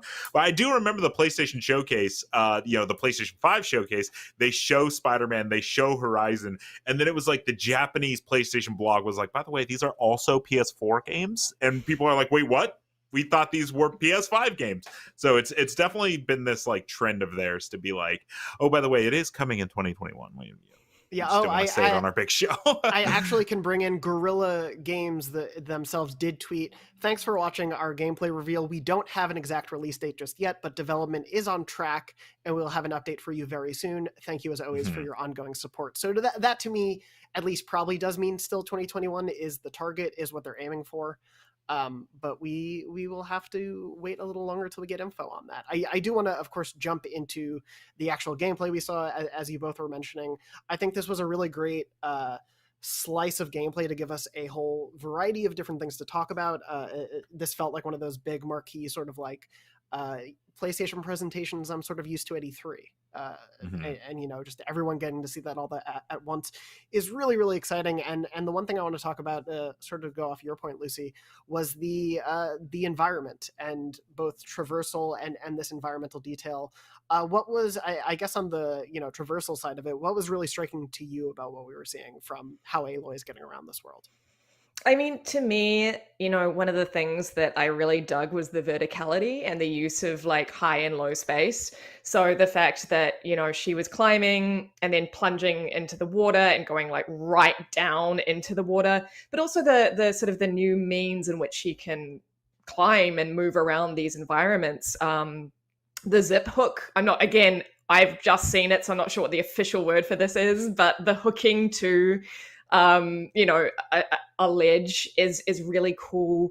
And again, that little glider that she has is really cool. One thing that I really hope they do is play a little bit more with sort of air traversal. So I'm stoked to see this glider. I still have really high hopes that we're going to see actual like flying machines that you can ride. Like that was what I wanted from the original Zero Dawn, and it was honestly because the original was so good that I was just like, how could I imagine this even better? And for me, it was being able to ride like a Glen Hawk or something, you know, actually being able to ride a machine through the air. Again, I'm stoked with how they've expanded her sort of traversal repertoire. But I do hope that focus on air traversal is blown up a little bit more, just for me.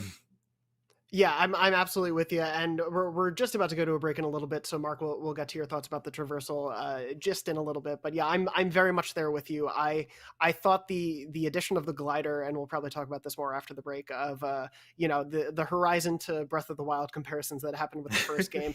Adding in a glider certainly doesn't help the case, but I think it is great to see this addition, because you're right. Especially with them now going underwater as more of a focus, which we got and we'll talk about as well, being able to also get into the air a bit more. We were seeing some really high pillars of land off in the distance in the water, and presumably you're going to have to be able to get to one of those relatively easy. And what better way to do that than maybe on the back of a Glinthawk or another flying robot machine? That's kind of my hope there. We'll have to see where they take things with that. I have a feeling there will probably be some more surprises, because we only got a pretty small number of, for lack of a better term, the robot dinosaurs. That we got to see in this bit of gameplay, and we're going to talk about those as well as a bit more of the environment and the gameplay and the combat, because there were some small tweaks in there that I think will hopefully go a long way for quality of life. But we'll be tossing right to a break in the meantime, and we'll be talking much more about Horizon Forbidden West after that. Can't wait. IGN Summer of Gaming 2021 is presented by USAA Insurance and Army National Guard. Pursue multiple paths while you serve. Reach your greatest potential with Army National Guard.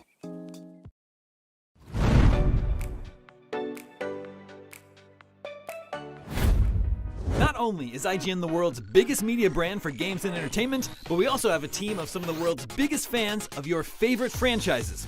From breaking news and exclusives, never-before-seen looks at movies and games, to reviews, let's plays, and live streams, IGN brings you all the coverage you need, no matter where you are. Whether you're on IGN.com, the IGN app, YouTube, Facebook, or Snapchat, we've always got you covered. IGN, the #1 source for all games and entertainment fans worldwide.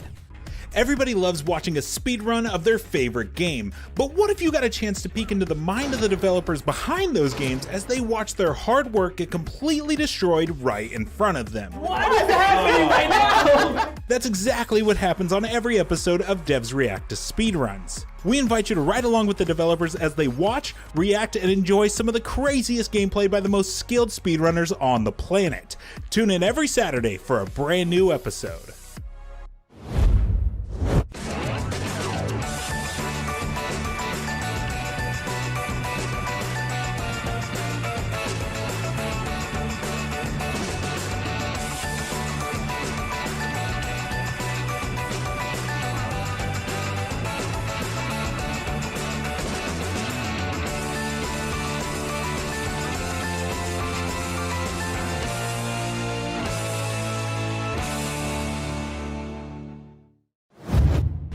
In a world with non-stop news about Marvel, DC, Star Wars, you need a show with accurate reporting, hard-hitting commentary, and me, Akeem Lawanson, host of IGN's news show, The Fix Entertainment. Whether it's the latest superhero scoop, film fiasco, or anime announcement, I'll be here covering all the breaking movie, TV, and streaming news that matters most to you. Make sure to catch The Fix Entertainment on IGN for your fix of entertainment news. Let's drop it.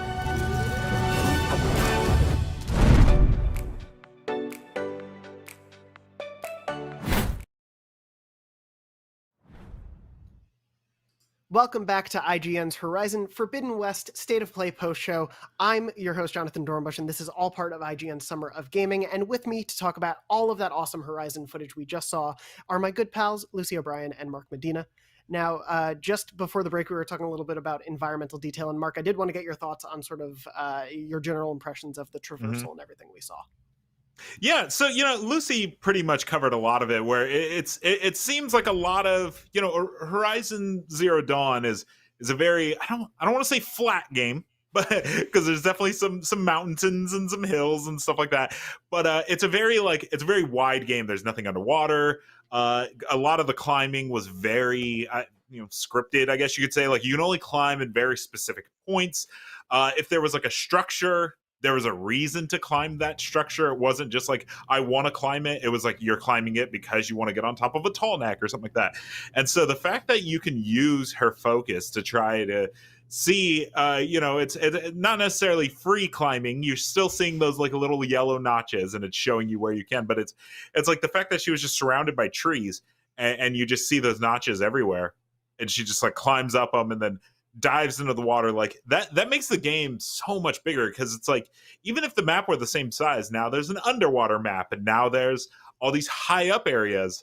And then there's also been so many comparisons to Breath of the Wild, even though I firmly believe that the games couldn't be any more different. But them adding a glider, I thought was really funny. I think it looks really, really cool. It's very on brand. It's super techy and stuff like that.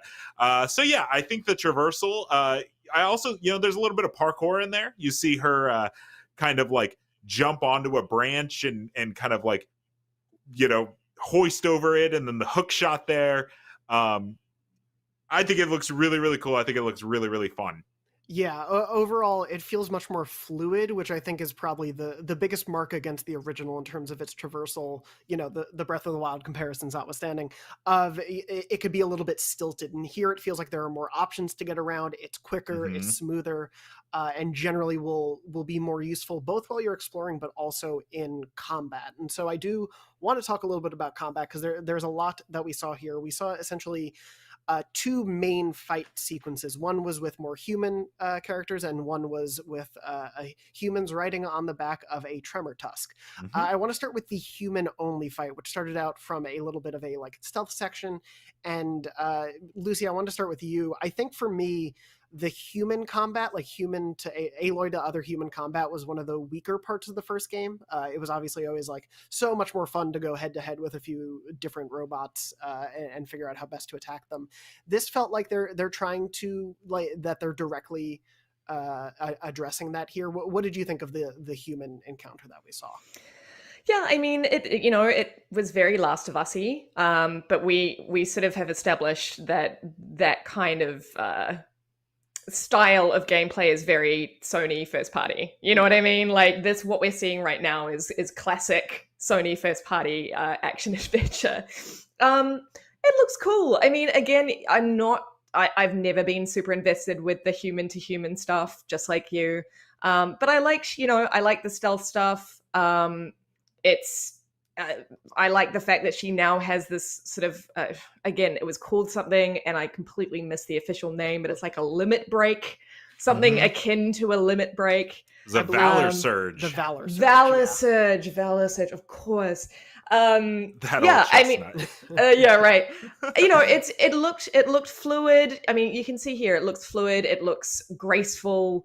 The proof is when we get our hands on it to see how it actually feels. But like everything that I can see happening right now is really promising in terms of upgrading that rather pedestrian, like human to human combat in the first game. Yeah, and we're getting a little bit of a look at the Valor Surge. It's going to be hard not to just call it a limit break. I think Mark said it while we were watching I it. It's shouted just out while we were watching. I was like, "Whoa, she has a limit break! What?"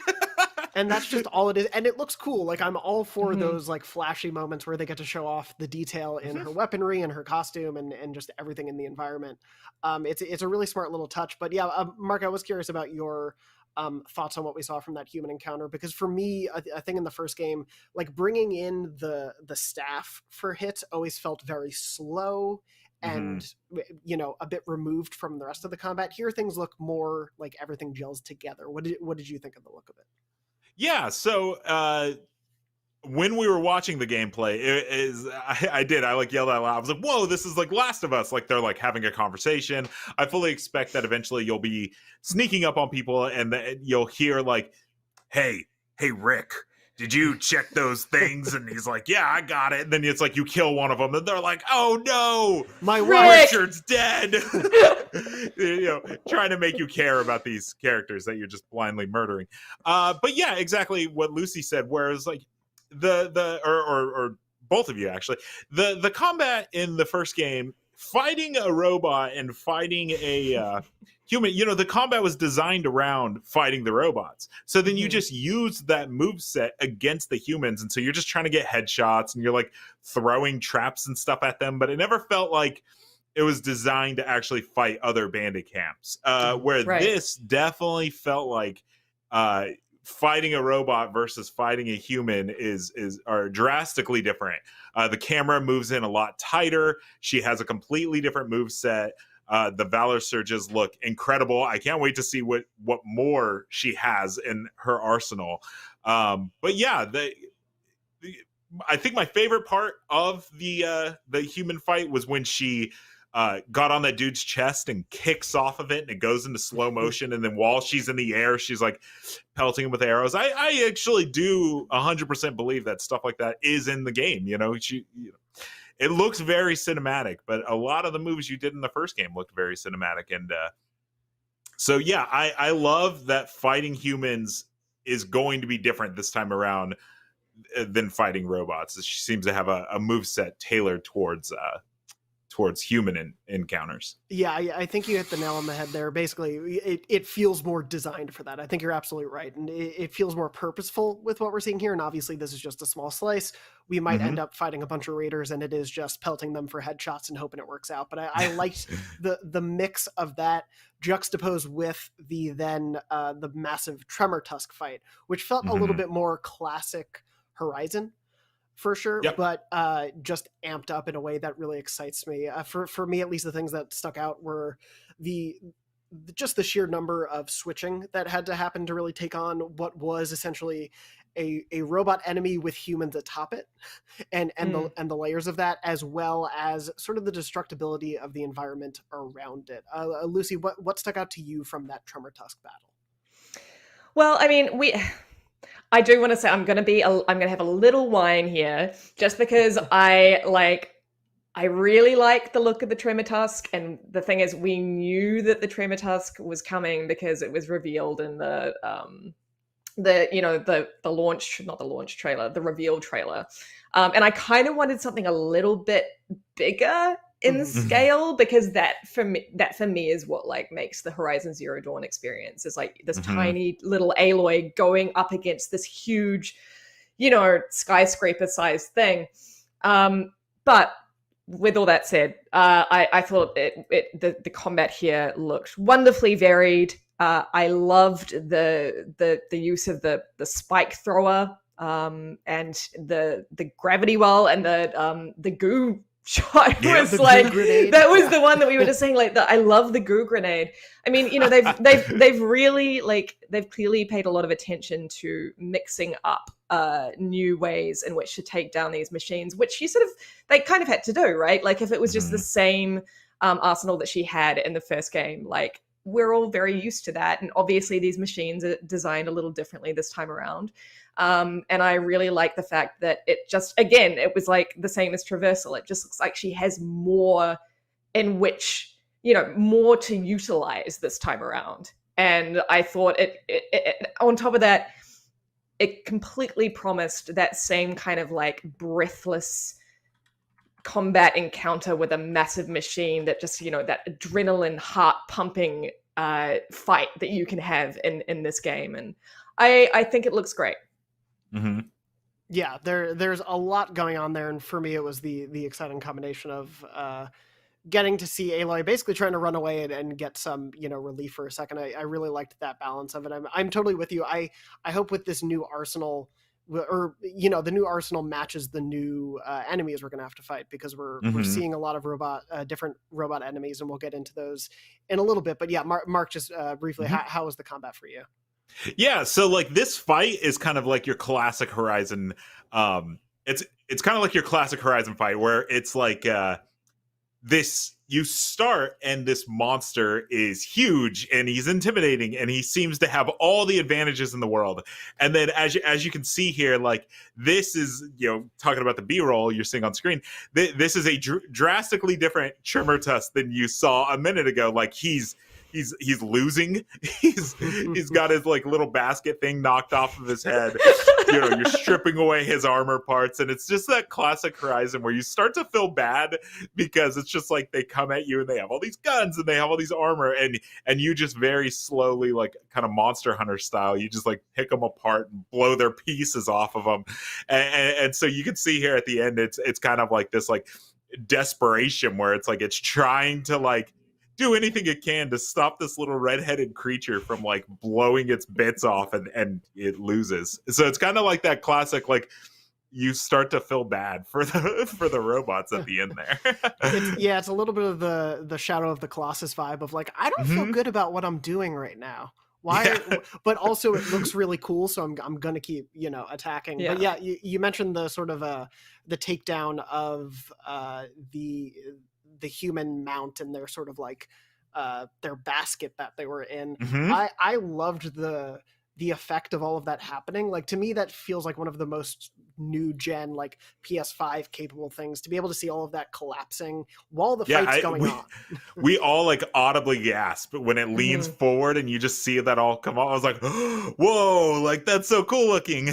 I mean, the designs of these things are so weird and intricate. Like, that's what I always loved from the first game. And I you know, Mark, you said that this was like a classic Horizon sort of fight, and I so agree. Like, and that I'm so pleased that they're not messing with that formula, because that is what makes Horizon a Horizon game, right? Like, are these huge scale fights with these intricately built like Lego machines almost, where you're, you know, shooting bits off and then revealing other bits underneath until you get to that like explosive gas canister underneath their right leg or something. You know what I mean? It's just like, there's so it's such a classic formula, but it works so well. And even just watching this, my heart was like thumping, because I was sort of taken straight back to those encounters from the first game.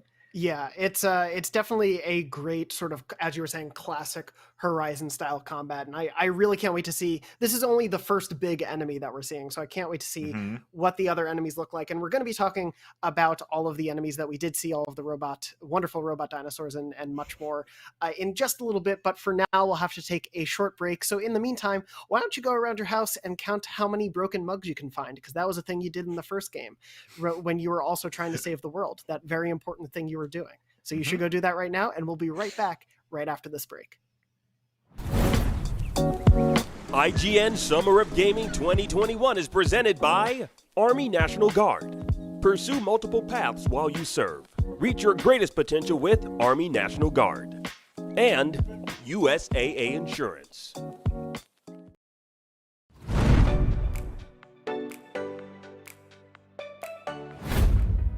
only is IGN the world's biggest media brand for games and entertainment, but we also have a team of some of the world's biggest fans of your favorite franchises.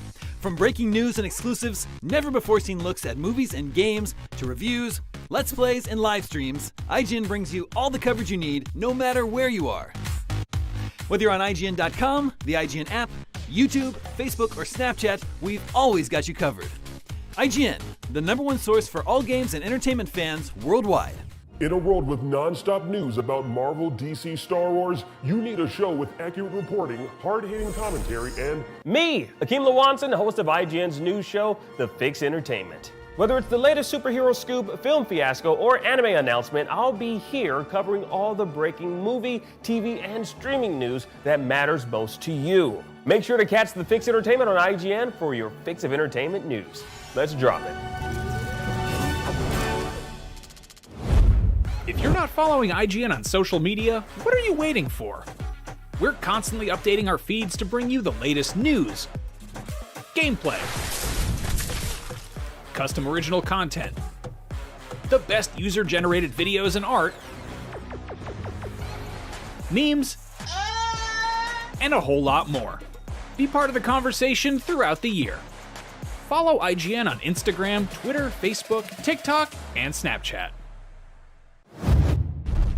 Everybody loves watching a speedrun of their favorite game, but what if you got a chance to peek into the mind of the developers behind those games as they watch their hard work get completely destroyed right in front of them? What is happening right now? That's exactly what happens on every episode of Devs React to Speedruns. We invite you to ride along with the developers as they watch, react, and enjoy some of the craziest gameplay by the most skilled speedrunners on the planet. Tune in every Saturday for a brand new episode.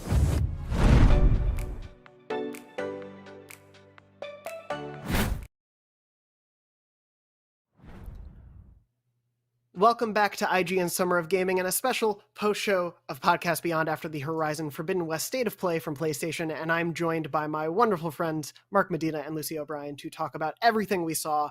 We've talked a little bit about the traversal and the combat a bit, and we're very excited about all of that, but I do want to touch on, of course, those wonderful dinosaurs. And they're not just dinosaurs. I know there are many other creatures within this robotic world, but I like calling them robot dinosaurs because it's fun. Please don't be mad at me, Internet.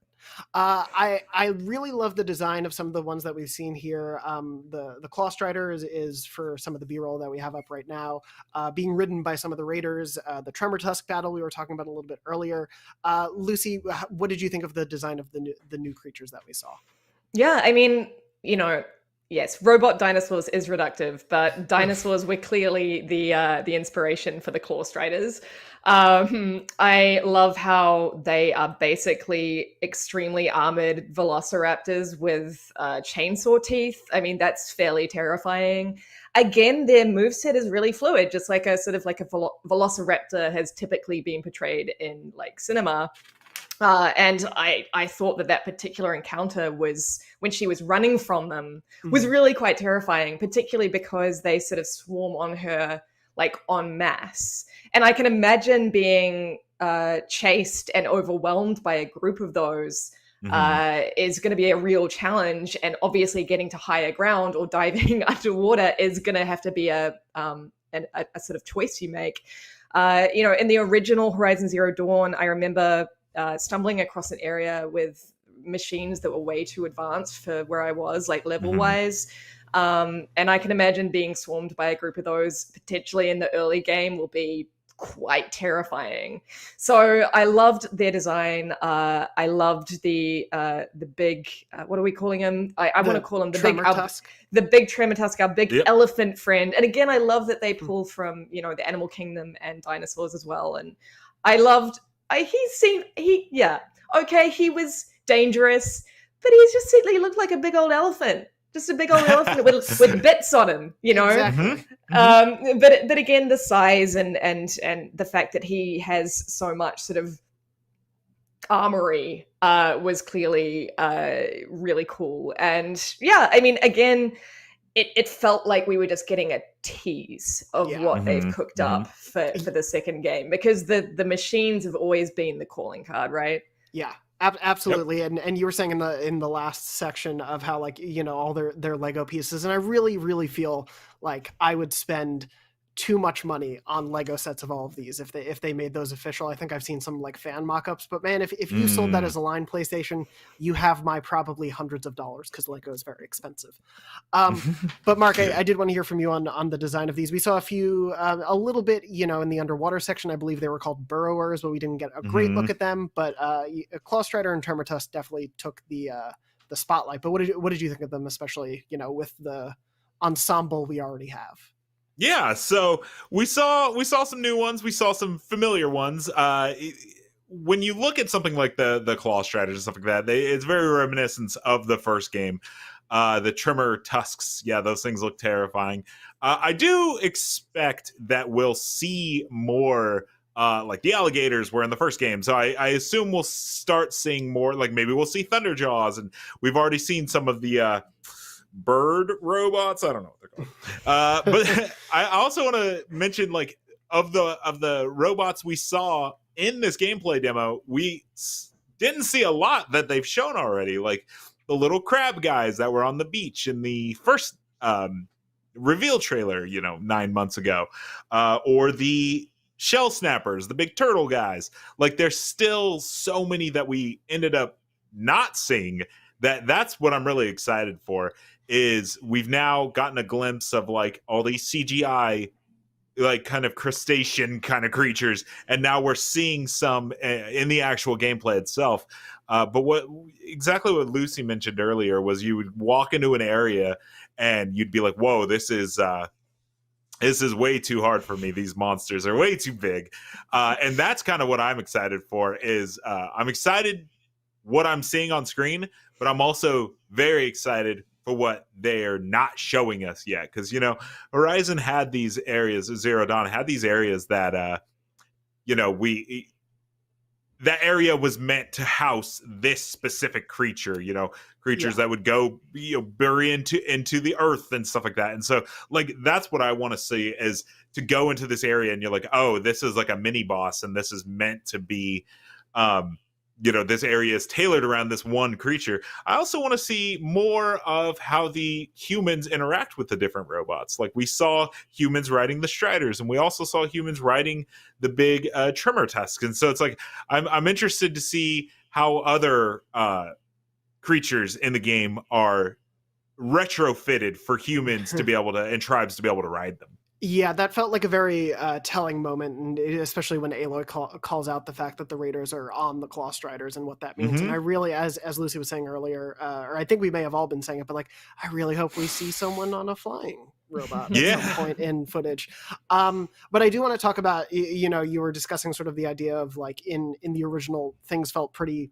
There could be areas where you come in and it felt very bespoke to the enemies you were going to fight, and the exciting revelations you would get by exploring that environment. We don't get a ton of the environment of, I assume, the entire game, but we do get this pretty detailed chunk of the, as we learn a little bit into it, the San Francisco coastline by the Golden Gate Bridge, which has been a very big selling point image since the reveal trailer last year for the state of the world. You know, especially as people who have lived and worked within the Bay Area, it's very cool to see. I'm not expecting them to do anything too one-to-one of, you know, like, oh yeah, that overtaken block is where I used to get a sandwich in the morning. But I think it's going to be like a fun approximation of, you know, being in San Francisco 1,000 years after it's been through an apocalypse. Yep. Lucy, what did you think of the environmental detail that we saw, and specifically, you know, like the San Franciscan nature of it? Well, I'm driving across the Golden Gate Bridge tomorrow, so there you go.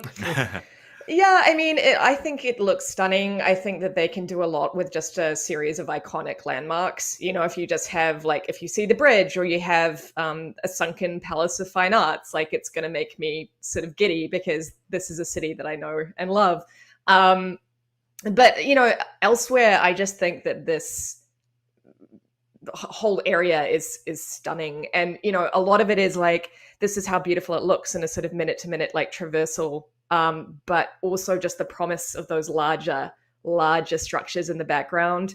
that's what really excites me. Like, I can't wait to see how they have, how big that this game is. Like, we know it's going to be a bigger map than the first game, but we also know it's going to be on the PS4. So I'm not entirely sure, exactly how big it's going to be. Yeah. But the scale is something that I'm really, really interested in sort of checking out, because Horizon Zero Dawn was the first PS4 game. I was going to say next gen. It was next gen at the time.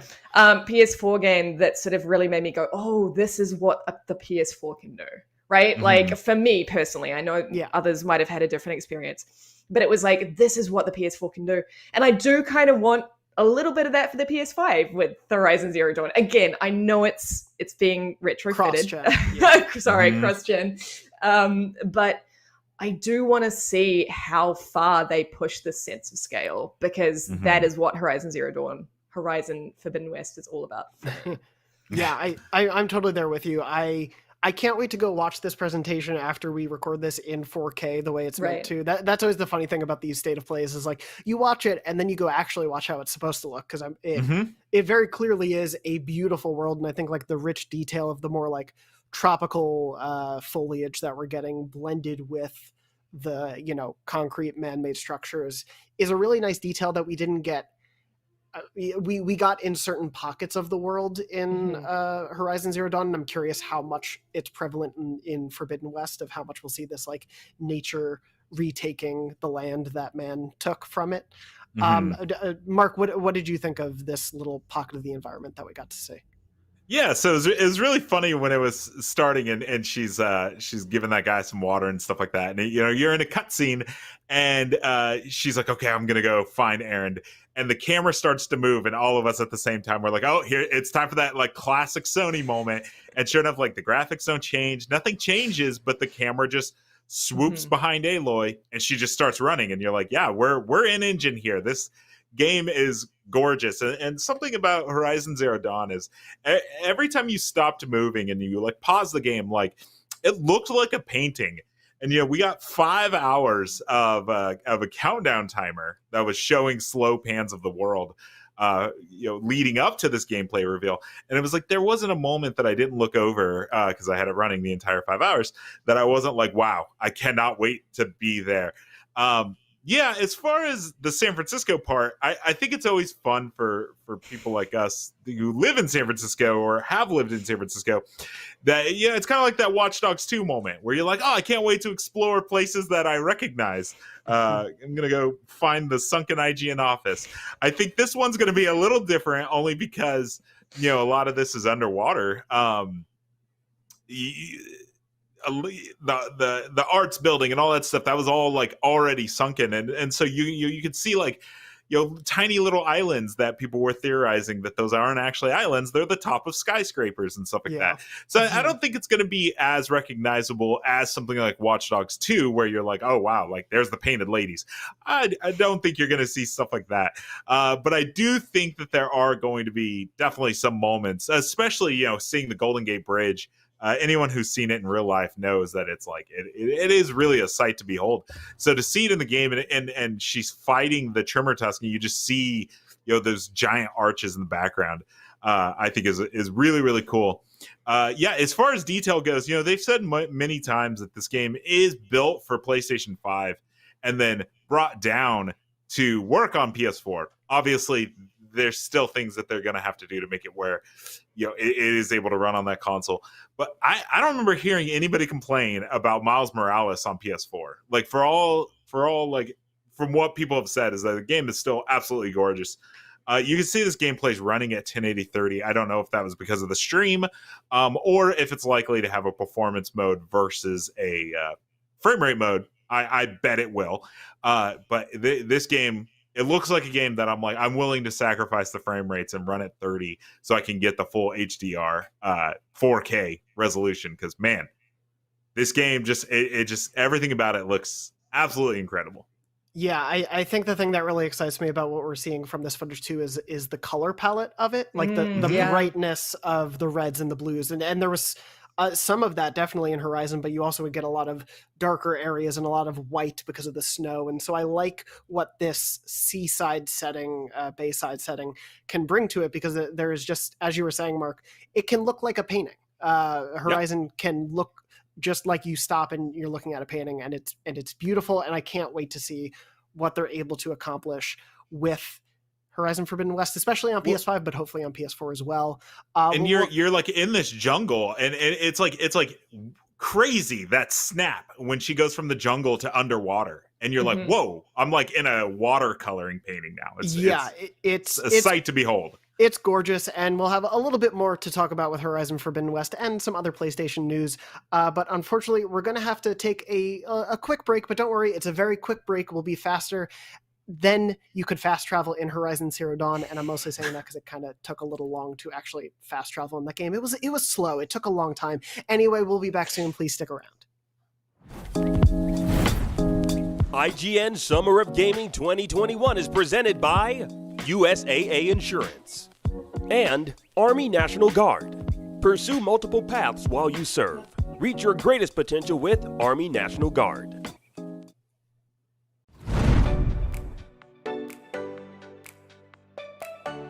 If you're not following IGN on social media, what are you waiting for? We're constantly updating our feeds to bring you the latest news, gameplay, custom original content, the best user-generated videos and art, memes, and a whole lot more. Be part of the conversation throughout the year. Follow IGN on Instagram, Twitter, Facebook, TikTok, and Snapchat.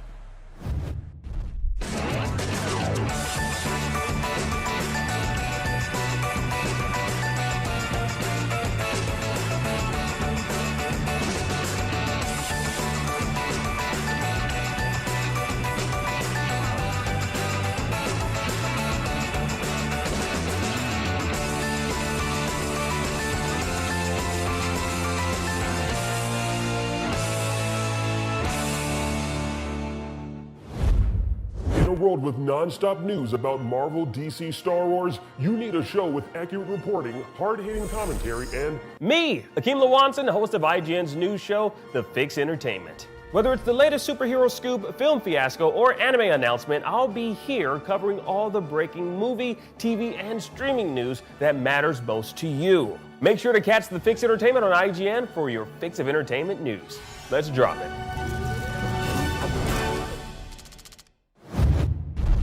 Everybody loves watching a speedrun of their favorite game, but what if you got a chance to peek into the mind of the developers behind those games as they watch their hard work get completely destroyed right in front of them? What is happening right now? That's exactly what happens on every episode of Devs React to Speedruns. We invite you to ride along with the developers as they watch, react, and enjoy some of the craziest gameplay by the most skilled speedrunners on the planet.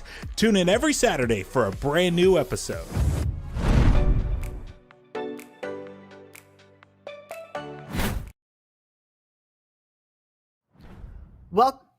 Welcome back to IGN Summer of Gaming, Horizon Forbidden West State of Play post-show with a special episode of Podcast Beyond. Those were a lot of words that I just said right there, and I apologize because names can be long sometimes, but here to help me sort through all of that are my good friends Mark Medina and Lucy O'Brien. Lucy and Mark, thank you so much for joining me.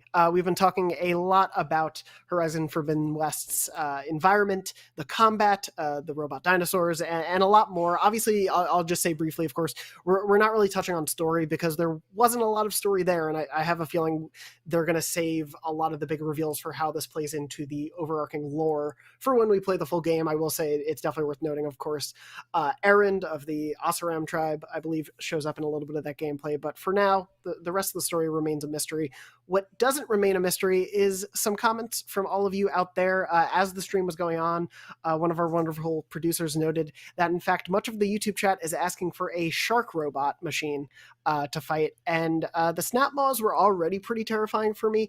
I don't know if I could handle an a shark as well. But I disagree. I want a shark. One of the things, I'm just sorry, I know I'm going off script a little bit, but one of the things that I love so much about Horizon is that it can be terrifying, right? Like, and one of the things that I loved was, you know, reaching those machines that were overpowering, like, and you were underleveled and having to run away. And I love this idea of a kind of like a Jaws scenario when you're traversing through the through underwater, especially because you have, I mean, I think that that's what they're going for. You've got like a dash ability underwater where you can actually push, like Aloy can propel herself from certain ledges. And I really love the idea of being, I know this sounds sick, of being like pursued underwater. I mean, it's freaking terrifying. And so I would love it if there were, you know, shark-like machines that would chase you. Yes. Give me it. And the sharks will definitely have laser beams on their heads. Cue the Austin Powers B-roll. Thank you, Mark. Frickin' sharks that with was frickin' that laser was a beams. test. That was a test. No quotes. No failed. Austin Powers quotes, please. Lucy, you're on the wrong show with Mark and me. If that's one of your qualifications for, I've told them if me and Dornbush are on a show together, always have Austin Powers B-roll at the ready. Yeah, we can. They let me down. We can buy the music rights, right? That shouldn't be a problem if we just start playing Super Bossa Nova. Anyway, I agree with you though, Lucy. I think, like, you know, the first time you see a Stormbird in Horizon Zero Dawn, I'm forgetting the other one, but there's sort of when you're in like the desert area and you come across just that gigantic robot enemy to fight, and it's just the sort of the awe and the spectacle and the fear of it is such a wonderful mixture of feelings that this game is able to evoke.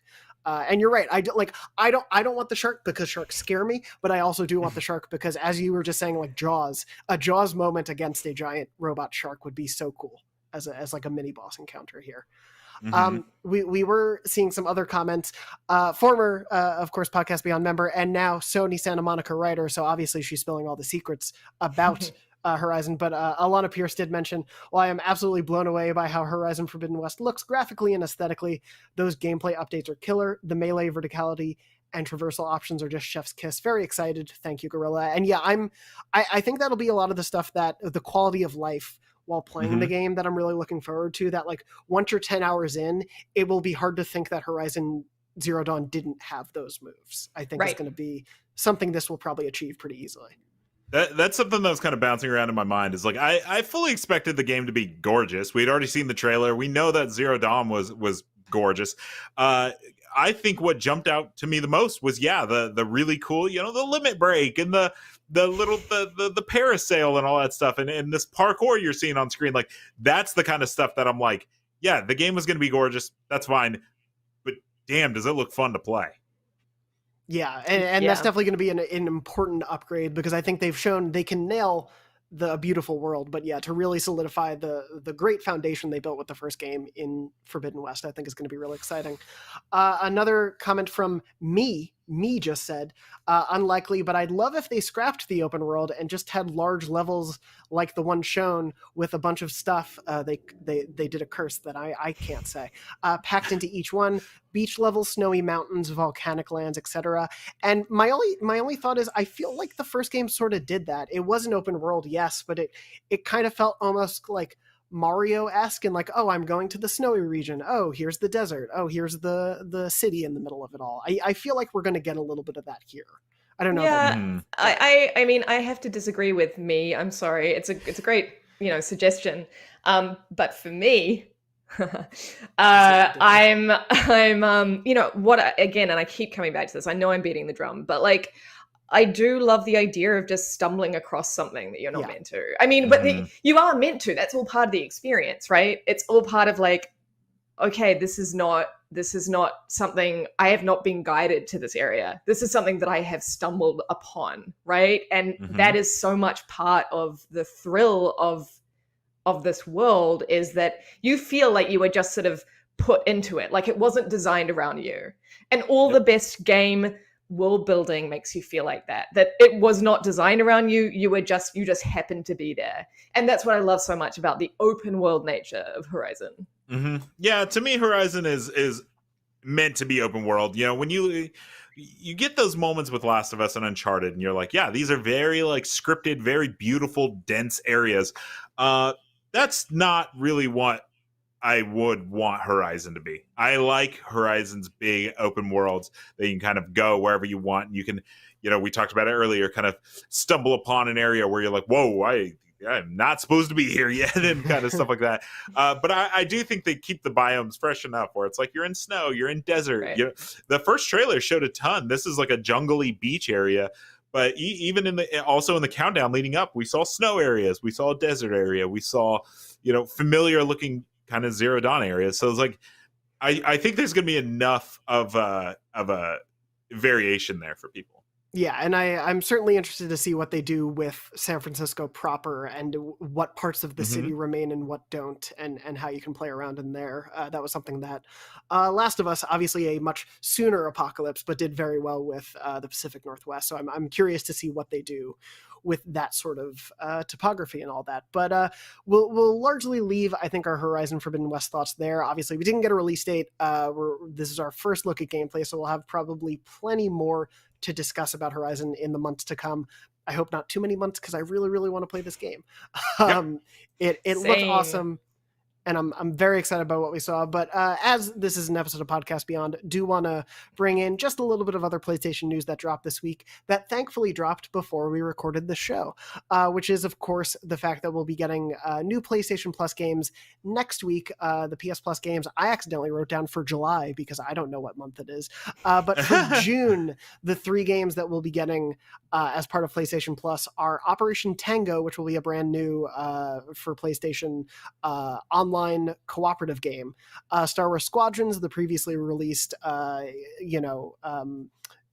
Wars game that's meant to put you in the pilot seat of both the Empire and the Rebel Alliance, as well as Virtua Fighter 5 Showdown, which I believe is a remastered version of Virtua Fighter 5. I don't know the franchise, and I apologize to any Virtua Fighter fans who are going to get immediately upset about me saying that, but it will actually be available for 2 months, June and July. So yeah, you'll have 2 months to be able to have that one until Monday, August 2nd. I guess I'll start with Star Wars Squadrons. I haven't actually finished the campaign, but I got hooked a little bit on the multiplayer. I think this is a smart one to add because it is fully playable in PSVR, which is as our writer Tom Marks for the review said, like that's the way. If you can play this game, it is so cool to be able to play it in VR. I don't know if either of you have had a chance to. Not in VR, but yeah. I really enjoy. I had fun with Squadrons. I was surprised because that type of there's this old lady part of me that wants to say that type of spaceship game doesn't really typically appeal to me. but I had great fun with it. So I'm stoked that more people get their hands on this one. Yeah, I've actually never played it. The only thing I ever remember of that game is every view angle is like you're at the bottom of a Pringles can and you're just seeing because you're in the cockpit and you're in the cockpit. You just see the circle. I know people love it. I'll probably check it out. It's definitely worth a look if you have any sort of cursory interest, especially in being able to pilot a Star Wars ship. They do it very well. And then Operation Tango will be a brand new multiplayer online game.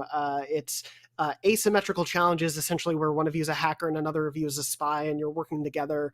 You have to have a microphone to be able to talk to each other. That might be a fun one to do some co-op with for a Beyond Let's Play or something, but we'll have to check that one out in June, not July, as I wrote down in the run of show, you silly man, Jonathan.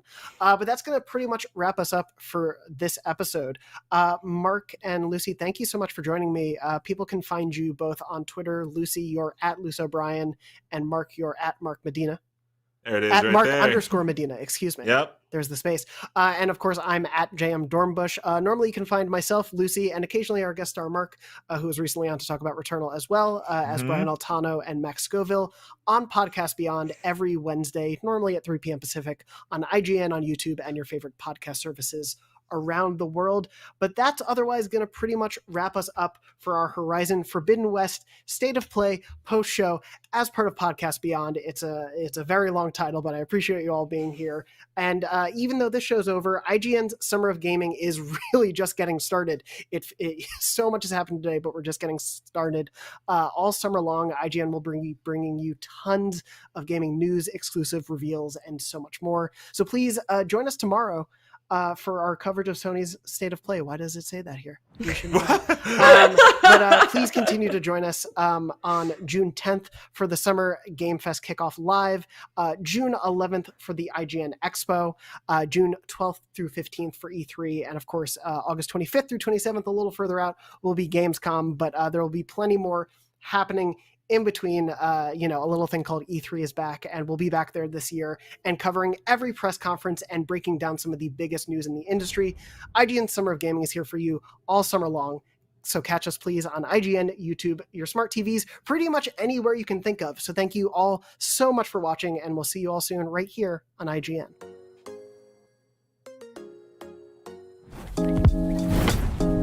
IGN Summer of Gaming 2021 is presented by USAA Insurance and Army National Guard. Pursue multiple paths while you serve. Reach your greatest potential with Army National Guard.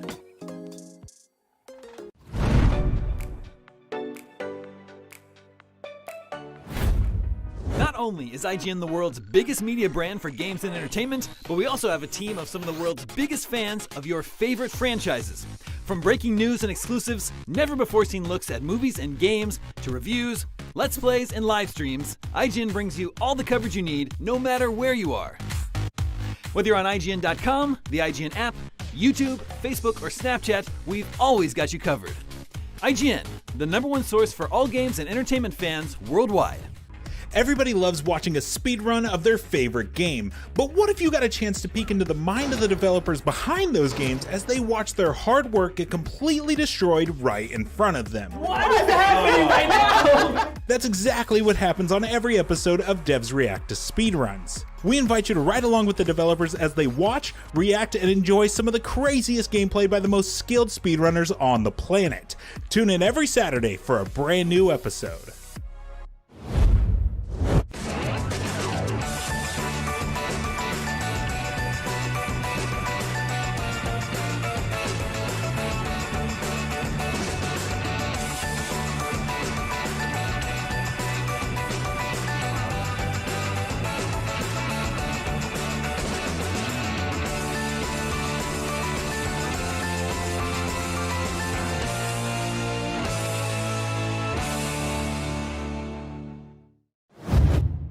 In a world with non-stop news about Marvel, DC, Star Wars, you need a show with accurate reporting, hard-hitting commentary, and me, Akeem Lawanson, host of IGN's news show, The Fix Entertainment. Whether it's the latest superhero scoop, film fiasco, or anime announcement, I'll be here covering all the breaking movie, TV, and streaming news that matters most to you. Make sure to catch The Fix Entertainment on IGN for your fix of entertainment news. Let's drop it.